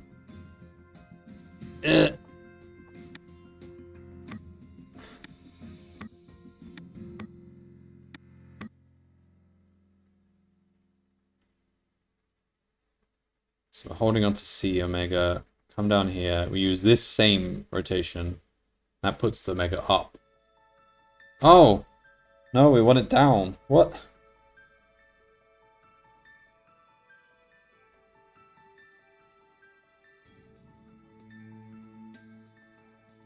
Okay, fine. We can repair that. Just go like that.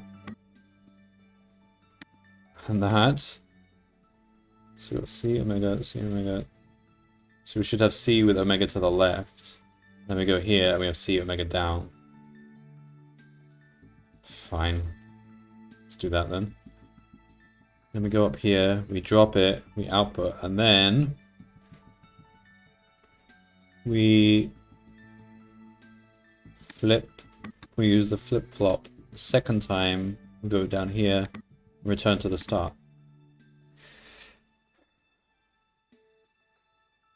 But now we got no space for this third path to tell blue to do something.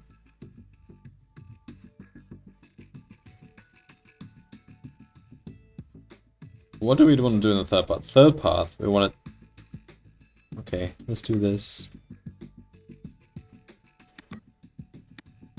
Now we got a bit more space. The third path, we're holding on to it, the C. So I just want to drop it and then let blue deal with it. So drop it, signal blue.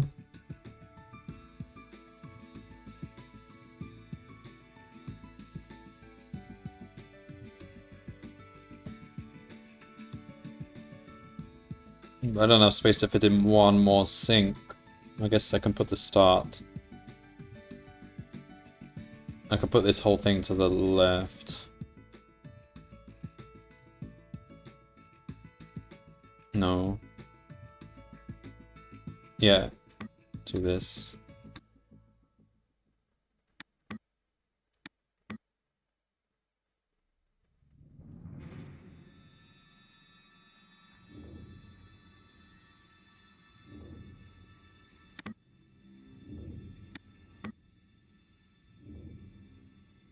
Grab it. Tell blue to do its thing. And then go back to the start. So we've dropped it here. Alright, so that's red done. Blue has to do both this third option and the H's. But it's easier this time because blue knows what it's holding. So no having to branch using the sensor. But the bonders have to be in these spots, which is a bit weird.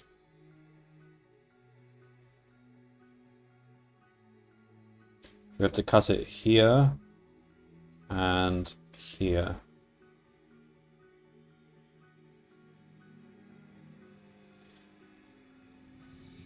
Yeah, I have no way to test red, unfortunately. Well, not easily. Unless I just output. Yeah, I can test it. Okay, here's what I do. Whenever it's the third option, blue will pick it up and dump it in the output.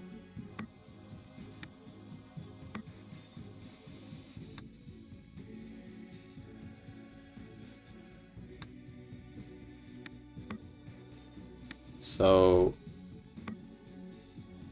we wait for the signal, we pick it up.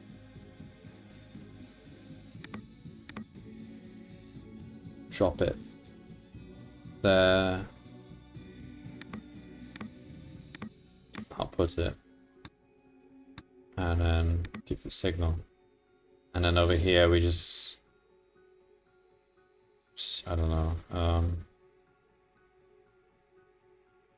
grab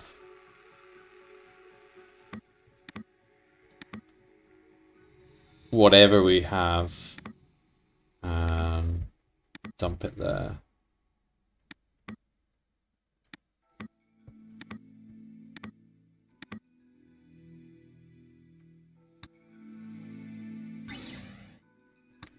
Okay, so we've got that. Drop it there. Blue dumps it. Good. Then we should get the same one. Oh, what's going on here? Ah, we need an arrow there.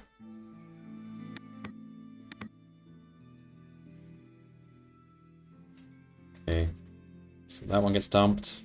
That one gets dumped. Now what?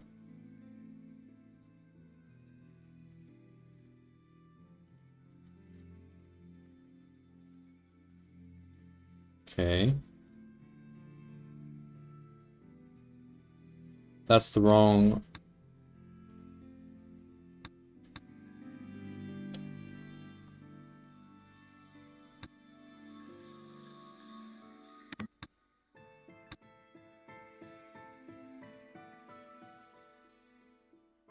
Alright, run it again.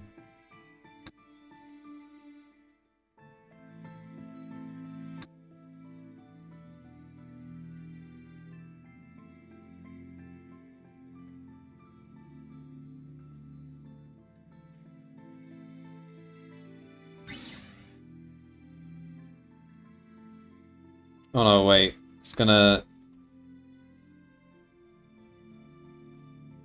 We have to grab it here.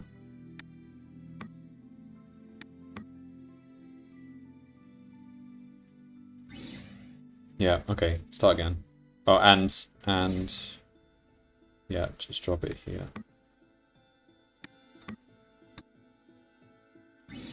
Alright, so that gets dumped.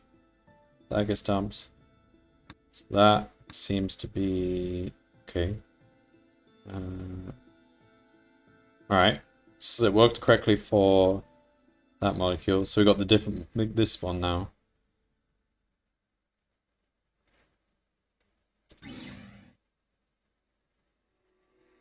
Got alpha again.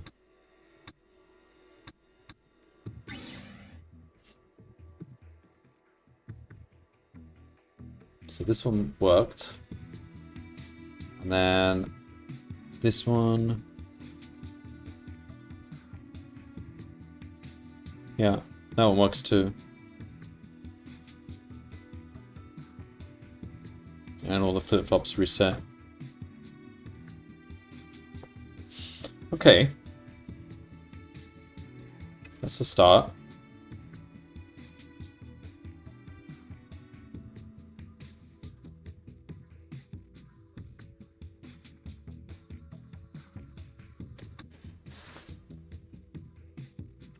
I've got 40 minutes left. And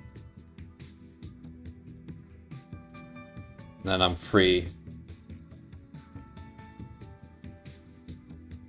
So far it works. Oh, I don't want to carry on, but I have to. 40 minutes left. I have to keep going on. I'm never going to get this game done if I only put in an hour every few days. So, blue.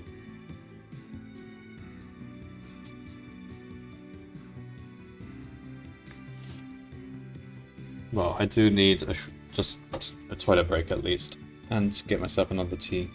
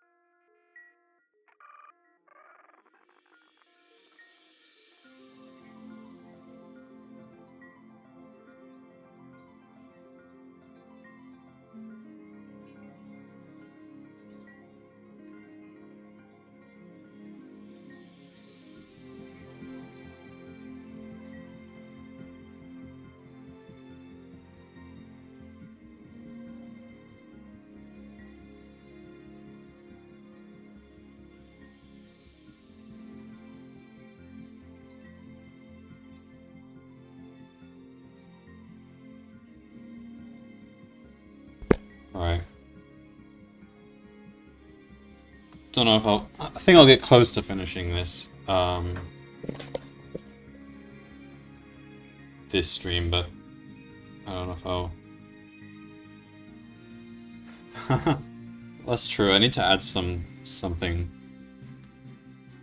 to use points for. I don't know, maybe, I'll look into it. I don't want it to be anything that actually pauses the stream. Like, some people have, you know, like, things where... Like, I watch one stream where he performs a play. If you spend, like, a couple of thousand points and he'll go and perform a play, which is pretty cool. But that's not something I want to do. I don't want to, come away from the game to do something.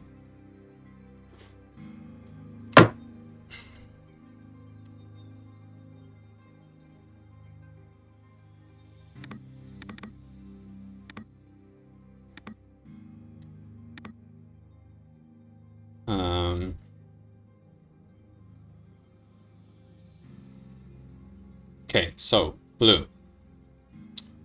We start here. We grab.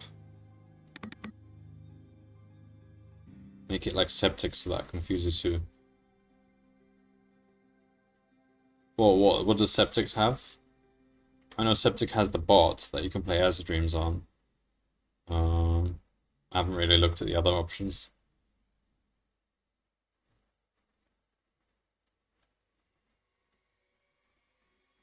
So, okay, let's just take all this out now.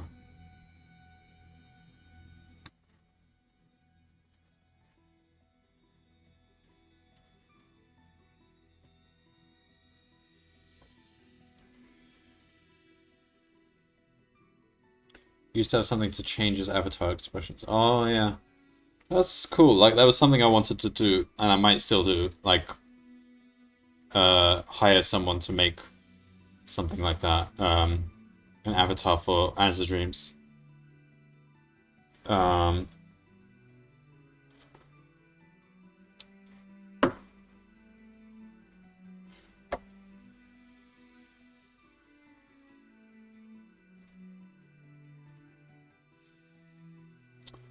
But, I'm not sure whether I would use it enough to make it worth it. Maybe when I move away from the beach and I go live in some boring room somewhere in the middle of the city, no longer have a nice background, then I'll just switch to using an avatar.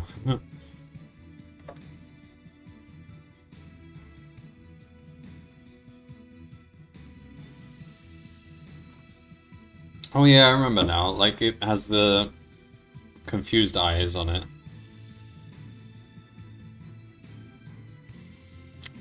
Alright, so I grab it by this C. Well, it doesn't need to be that C, I can grab it anywhere. Alright,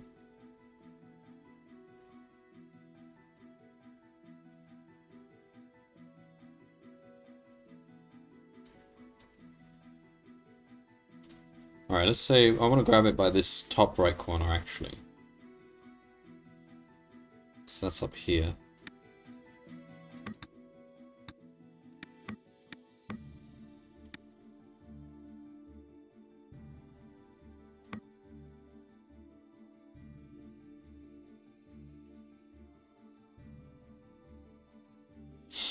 Alright, yeah, this doesn't look too bad, actually. So, okay, we shop it there.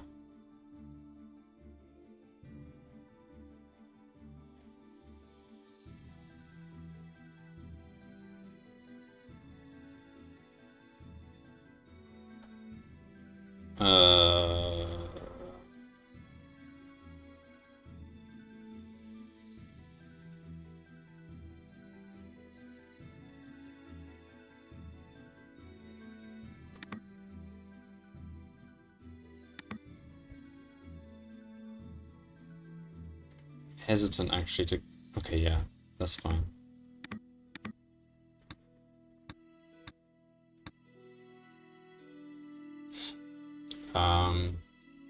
Pick that up again.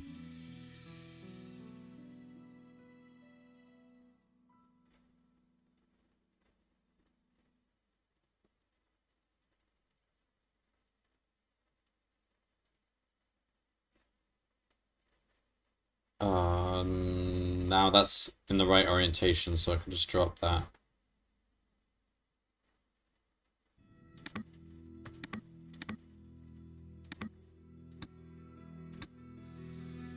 Then come down. So at this point we just have this line here. And the omega is sitting there.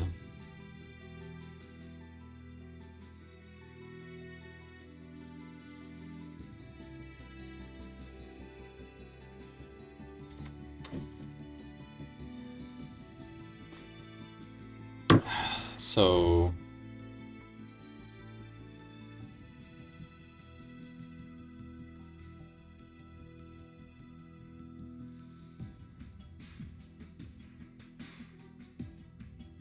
oh, I really want to grab it by that omega. If I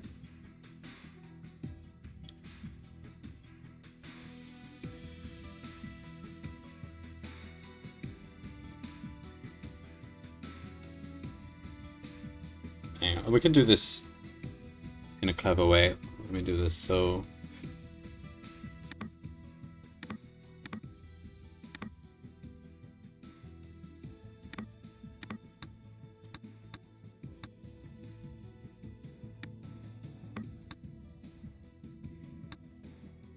okay.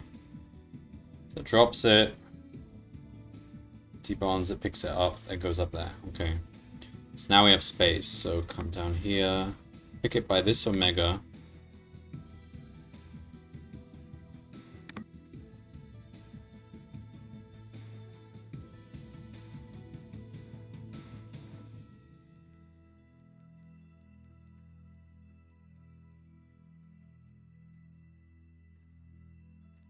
Rotate. Oh, wait.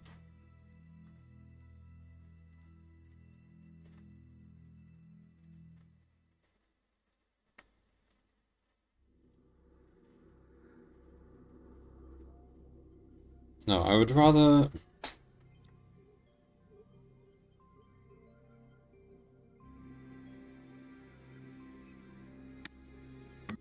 Okay, fine. Grab it, pull it over this way. So, rotate it clockwise.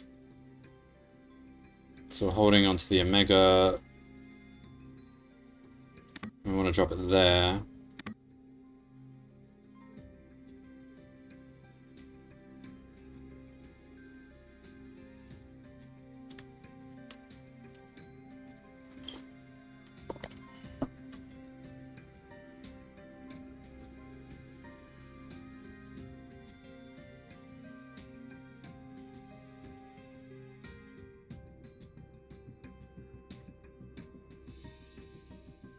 Yeah. Then...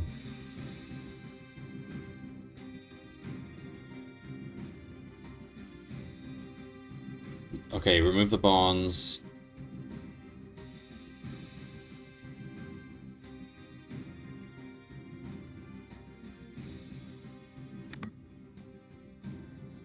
No. That's alright. Grab it by that. So, bond. Grab it by the C there.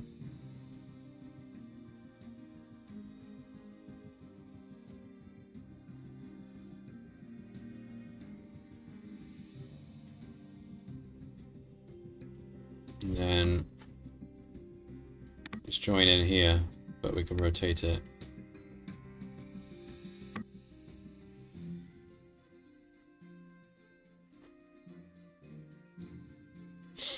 Now the second time we come around,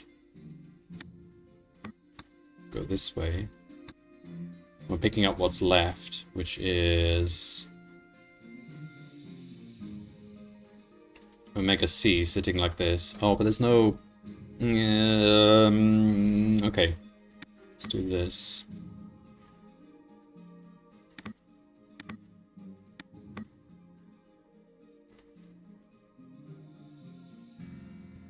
Grab that by the C.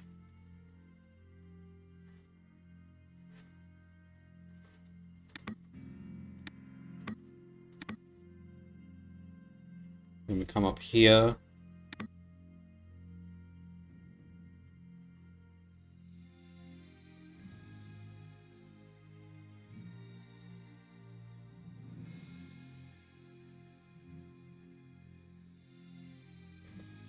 Rotate it twice. Drop it that way.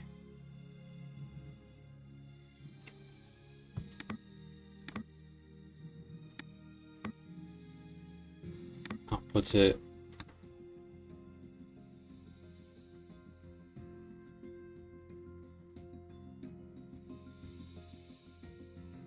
Now we have to deal with H. Not enough space for H.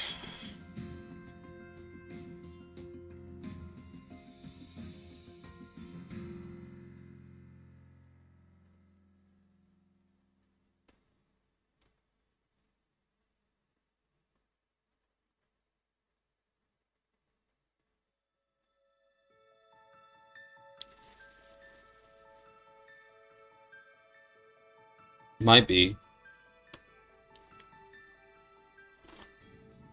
But I can't even find space to use the bonders for it, so might just have to deliver H pre-bonded. Can you input H at the bottom right side? No, that's not. There's nothing there. Has to go in the bottom. Yeah, you can input it. I can input it and pick it up.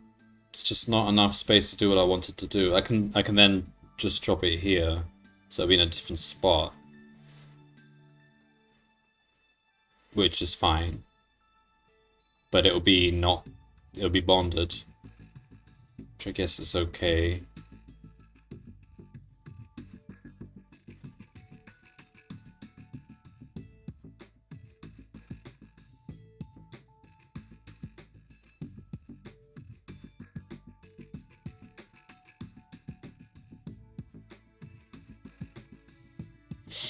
Yeah, it's just literally not enough space for this line, but we might have to reuse lines with flip-flops in a weird way.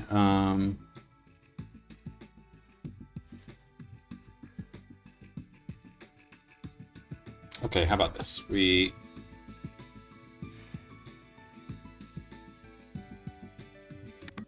come down, we grab this, go back up. Using the flips, we return the way we came from.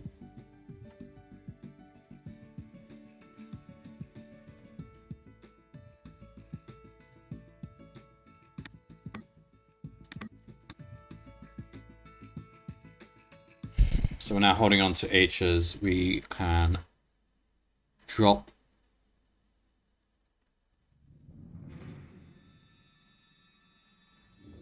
them there.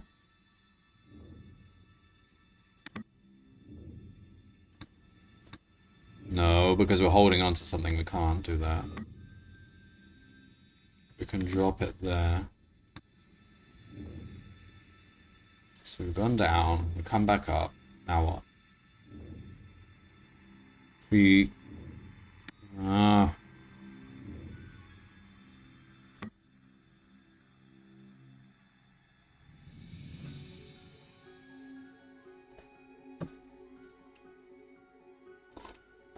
we just need to escape now.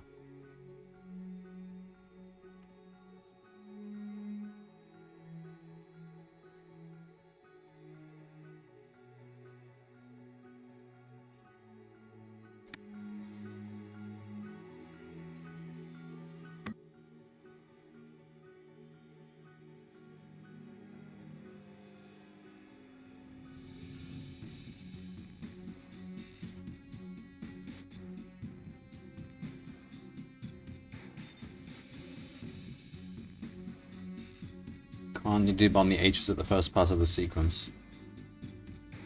Where? Which bonders would you use for that?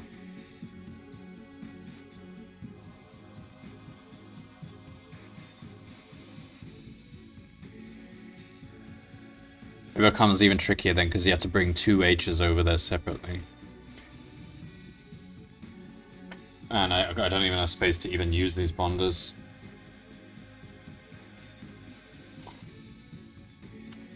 Unless red could do it. I don't think red could do it either.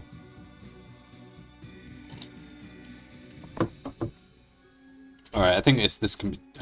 okay, if we deliver it bonded, I think it can be done, but we need to...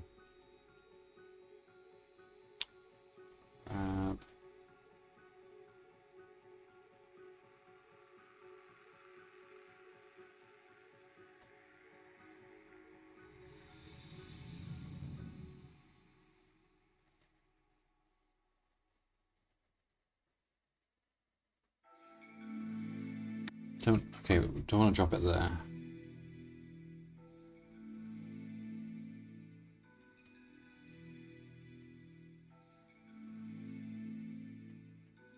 Is the bonder on the topmost part doing anything? Which bonder? This thing? That's not a bonder, that's a sensor.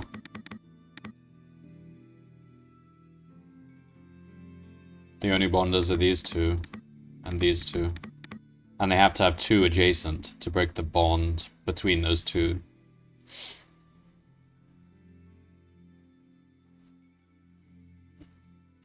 So I guess what I...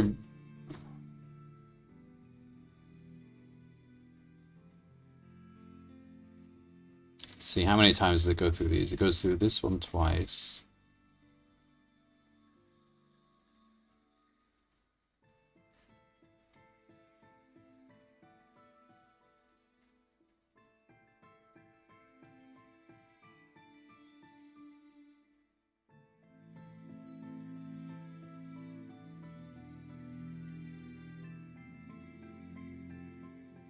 Just need to find a way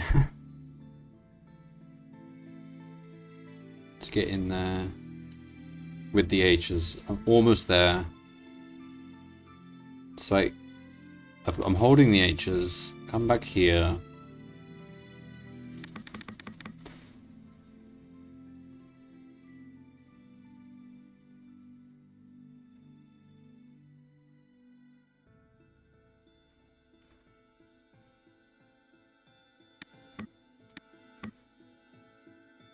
I can drop them here.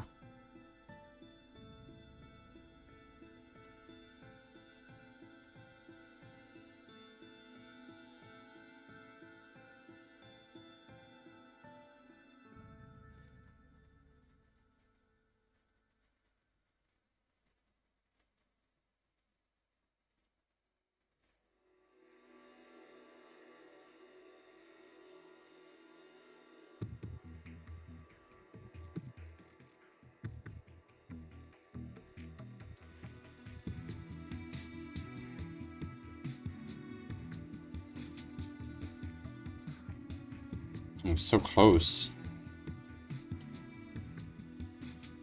There's no space left.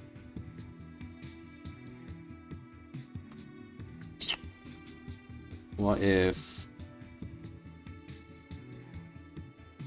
So this path here is only followed once, exactly once. So what if I reuse this path? The second path would do something else. Oh, it's really dodgy, but could be done.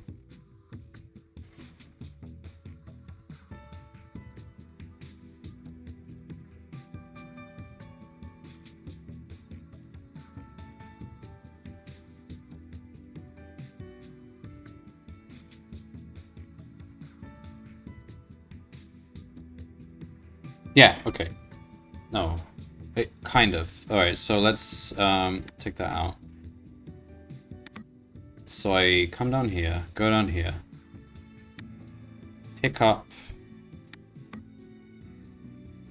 HH.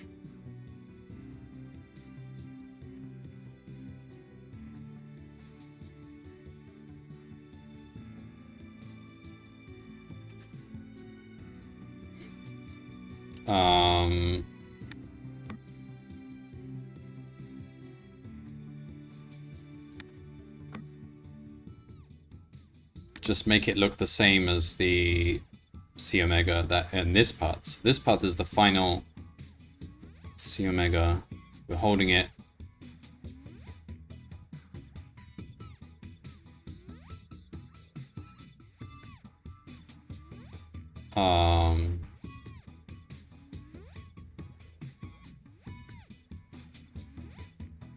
So we're holding it upside down. We're holding C and omega up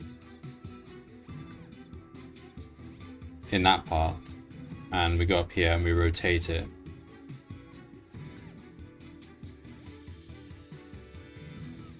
These don't have to even be there. Was it? Hang on. No, not quite. Let's not change that until we're sure. Hang on. So that came around there, so it's holding C... No, it was holding C omega horizontally like this. No, no, no, no. It is holding the C and the omegas to the left.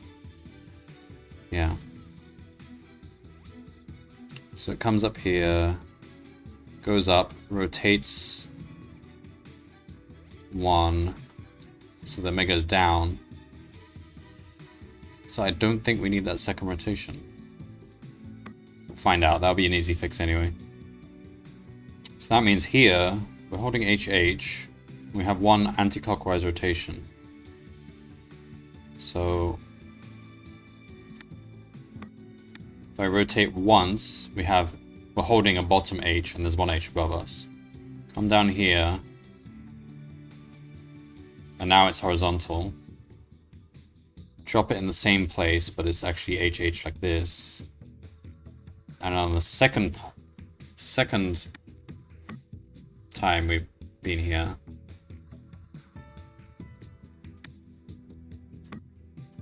we go up here and signal.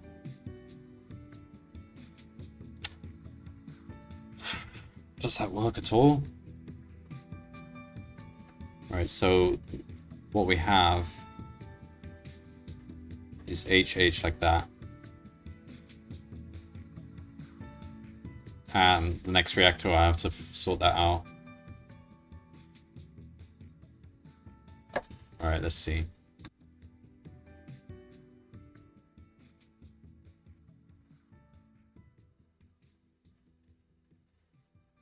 Okay.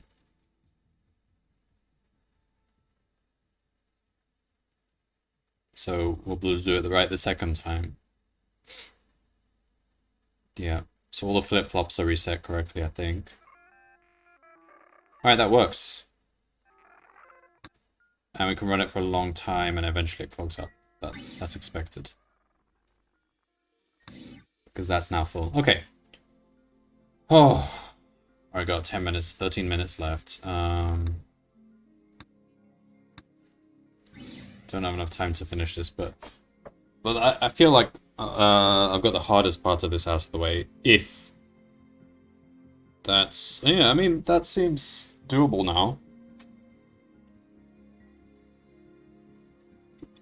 Not much work there to be done, and we've got both red and blue on the case, so... Let's just start then.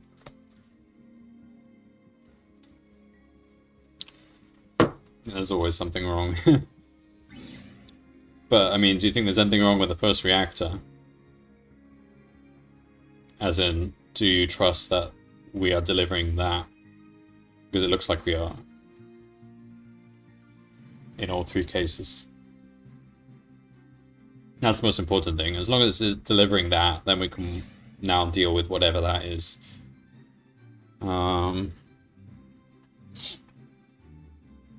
So...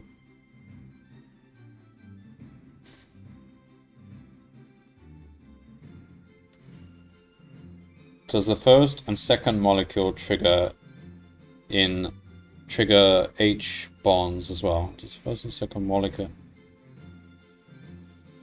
I don't understand the question. Does the first and second molecule trigger H bonds?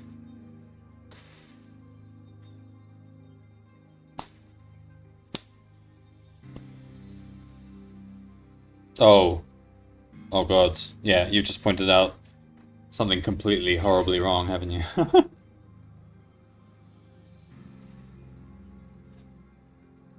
I'm only getting H on the third bond. Oh my god. Wait. I mean, that might be okay, because now it's a question of probabilities. How often... Yeah. So, that might work out, though, because the thing is, we get an excess of C omegas anyway. So, on average, every 4 C omegas we get, we then trigger a pair of H's.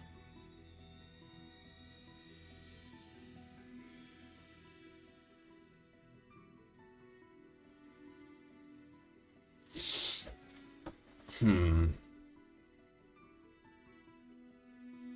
Well, it's not. It's not right.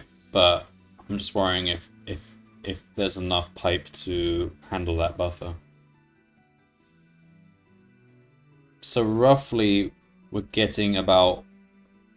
No, no, that number wasn't correct. We get about 1, 2, 3, 4.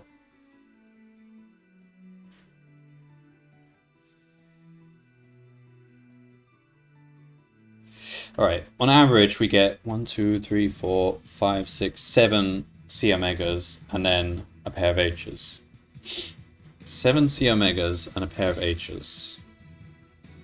Yeah, that is completely wrong. We need twice as many H's as.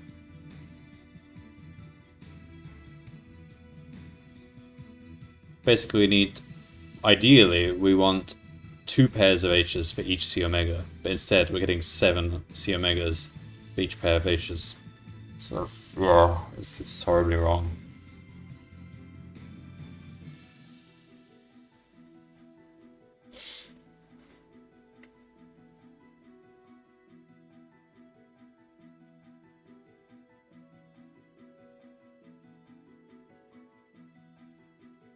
Oh, why did I do it like that? When is the correct time to trigger blue? Oh. No. It should never have been blue that does that. Or should it? No, it should have been red. Red is the leader. Red calls blue as a subroutine. So red is the one that should be picking up the H.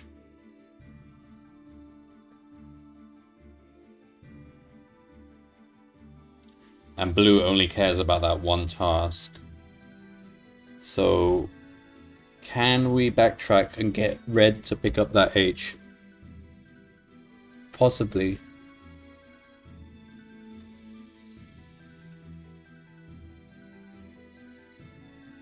Well, thing is, even if red does it, it becomes a bit better. So let's say somehow we managed to get red to do it. So that means every 2 or 3 C omegas we get 1 pair. Again, that's not quite the right ratio. We want twice as many H's as C omegas, but it's better. Can we fit?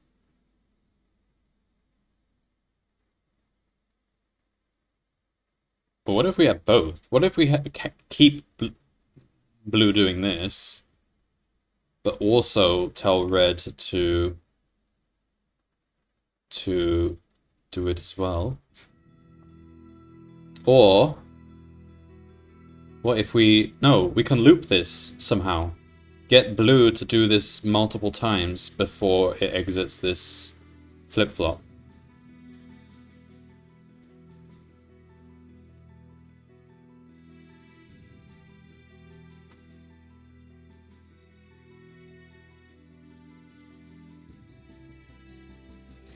Yeah.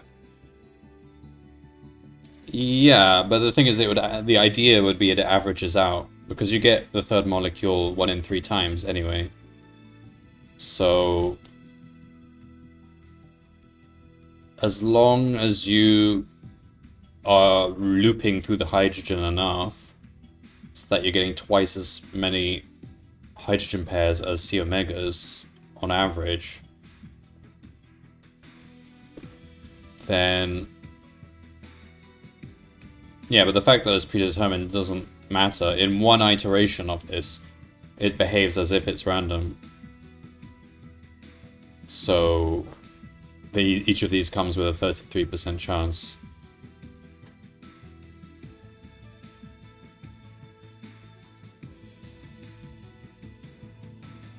So it should average out in the long run to be 33%. There might be less third moles. No. I think they choose the numbers so that it does average out.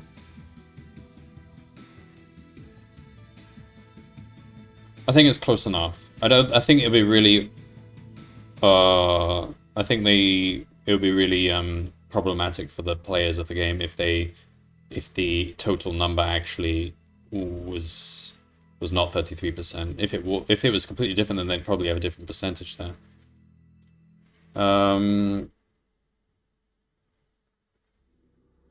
Yeah, I can do that, but the thing is, even if, what would that tell us? Because either way, I still want to do more hydrogen, so I think that's really what I should do. Just loop the hydrogen multiple times. Because whether or not that's the case, I still have to do more hydrogen. No matter what the true percentages are.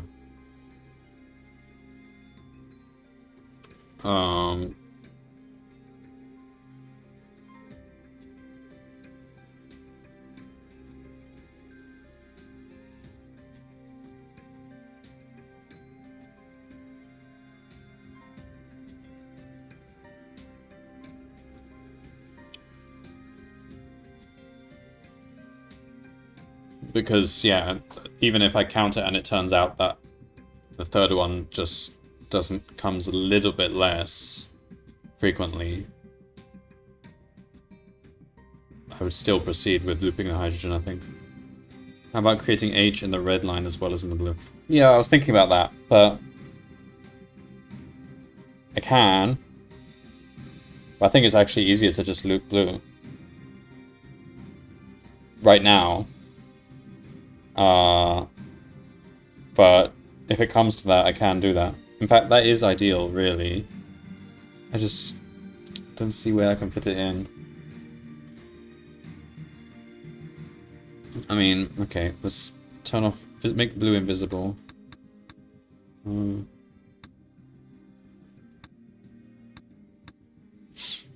How would I do it? So, where's the sink? Here. So it's ideally after this sink, we would want to go down, pick up an H.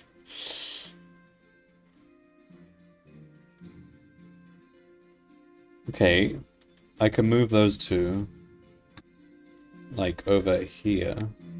So now we can actually pick up the H. And then...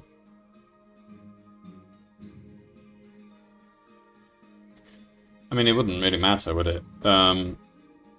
You can loop either, but either way, I mean, if we do it on red, we're only doing it when we get those two.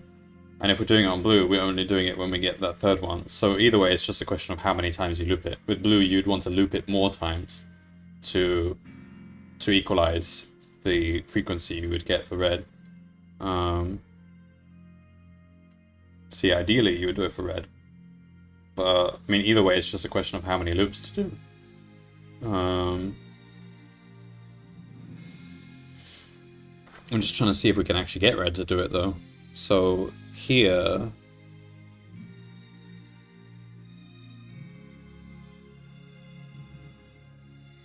I would come down, I would pick up the hydrogen, I would have to join this line here. I'd have to use a flip-flop. No.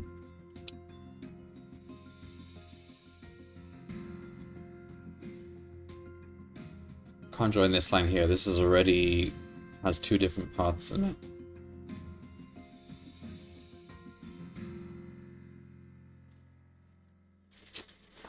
Yeah, I guess I'll just have to consider that as an alternative. I don't see how I can fit red in right now. If I pick up the hydrogen, I have to find a way of exiting. Okay, I could actually come up this way.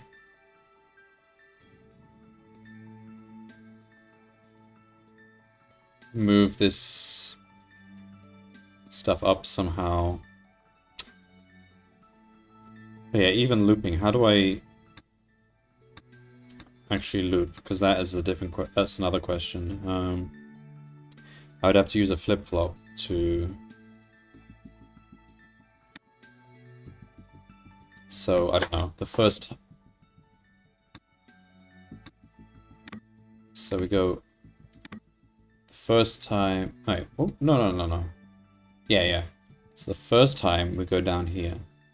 Second time we go down here. The third time we go down here. And the fourth time we go up. So this is already looped 4 times.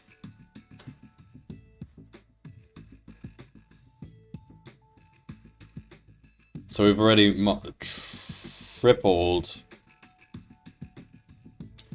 the hydrogen rate with that. So we're now at 3 pairs of hydrogen per 7 carbon thingies. That's better, but still. So what do we want? We basically want 14 pairs for every 7 pairs of C. So if I put in one more flip-flop, I could actually do it, I think. That would... We'd go from 4 to 8 combinations. So that would mean we'd have 7 hydrogen pairs.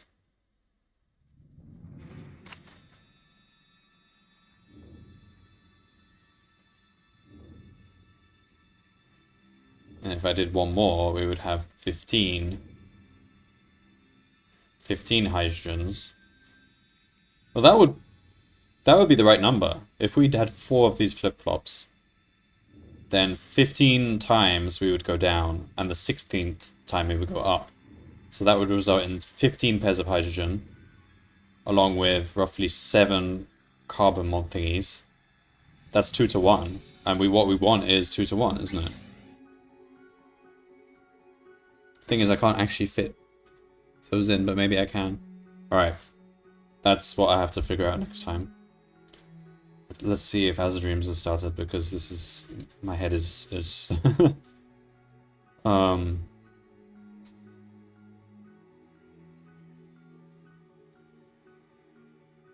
yeah, he started, so...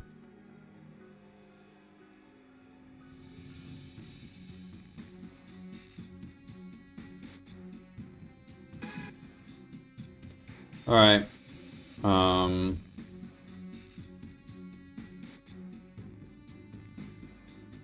Free for now.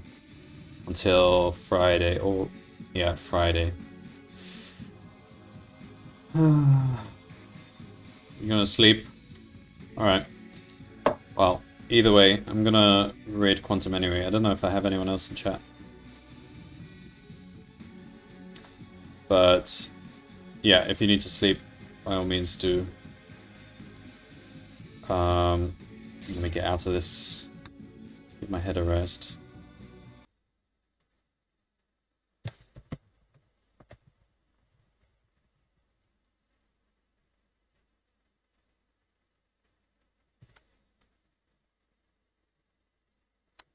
Alright, food. I will see you next time. And I might be doing some more Azure Dream streams during the daytime too, hopefully. I have to reclaim my curry % world record. That has to be done. Alright, see you next time.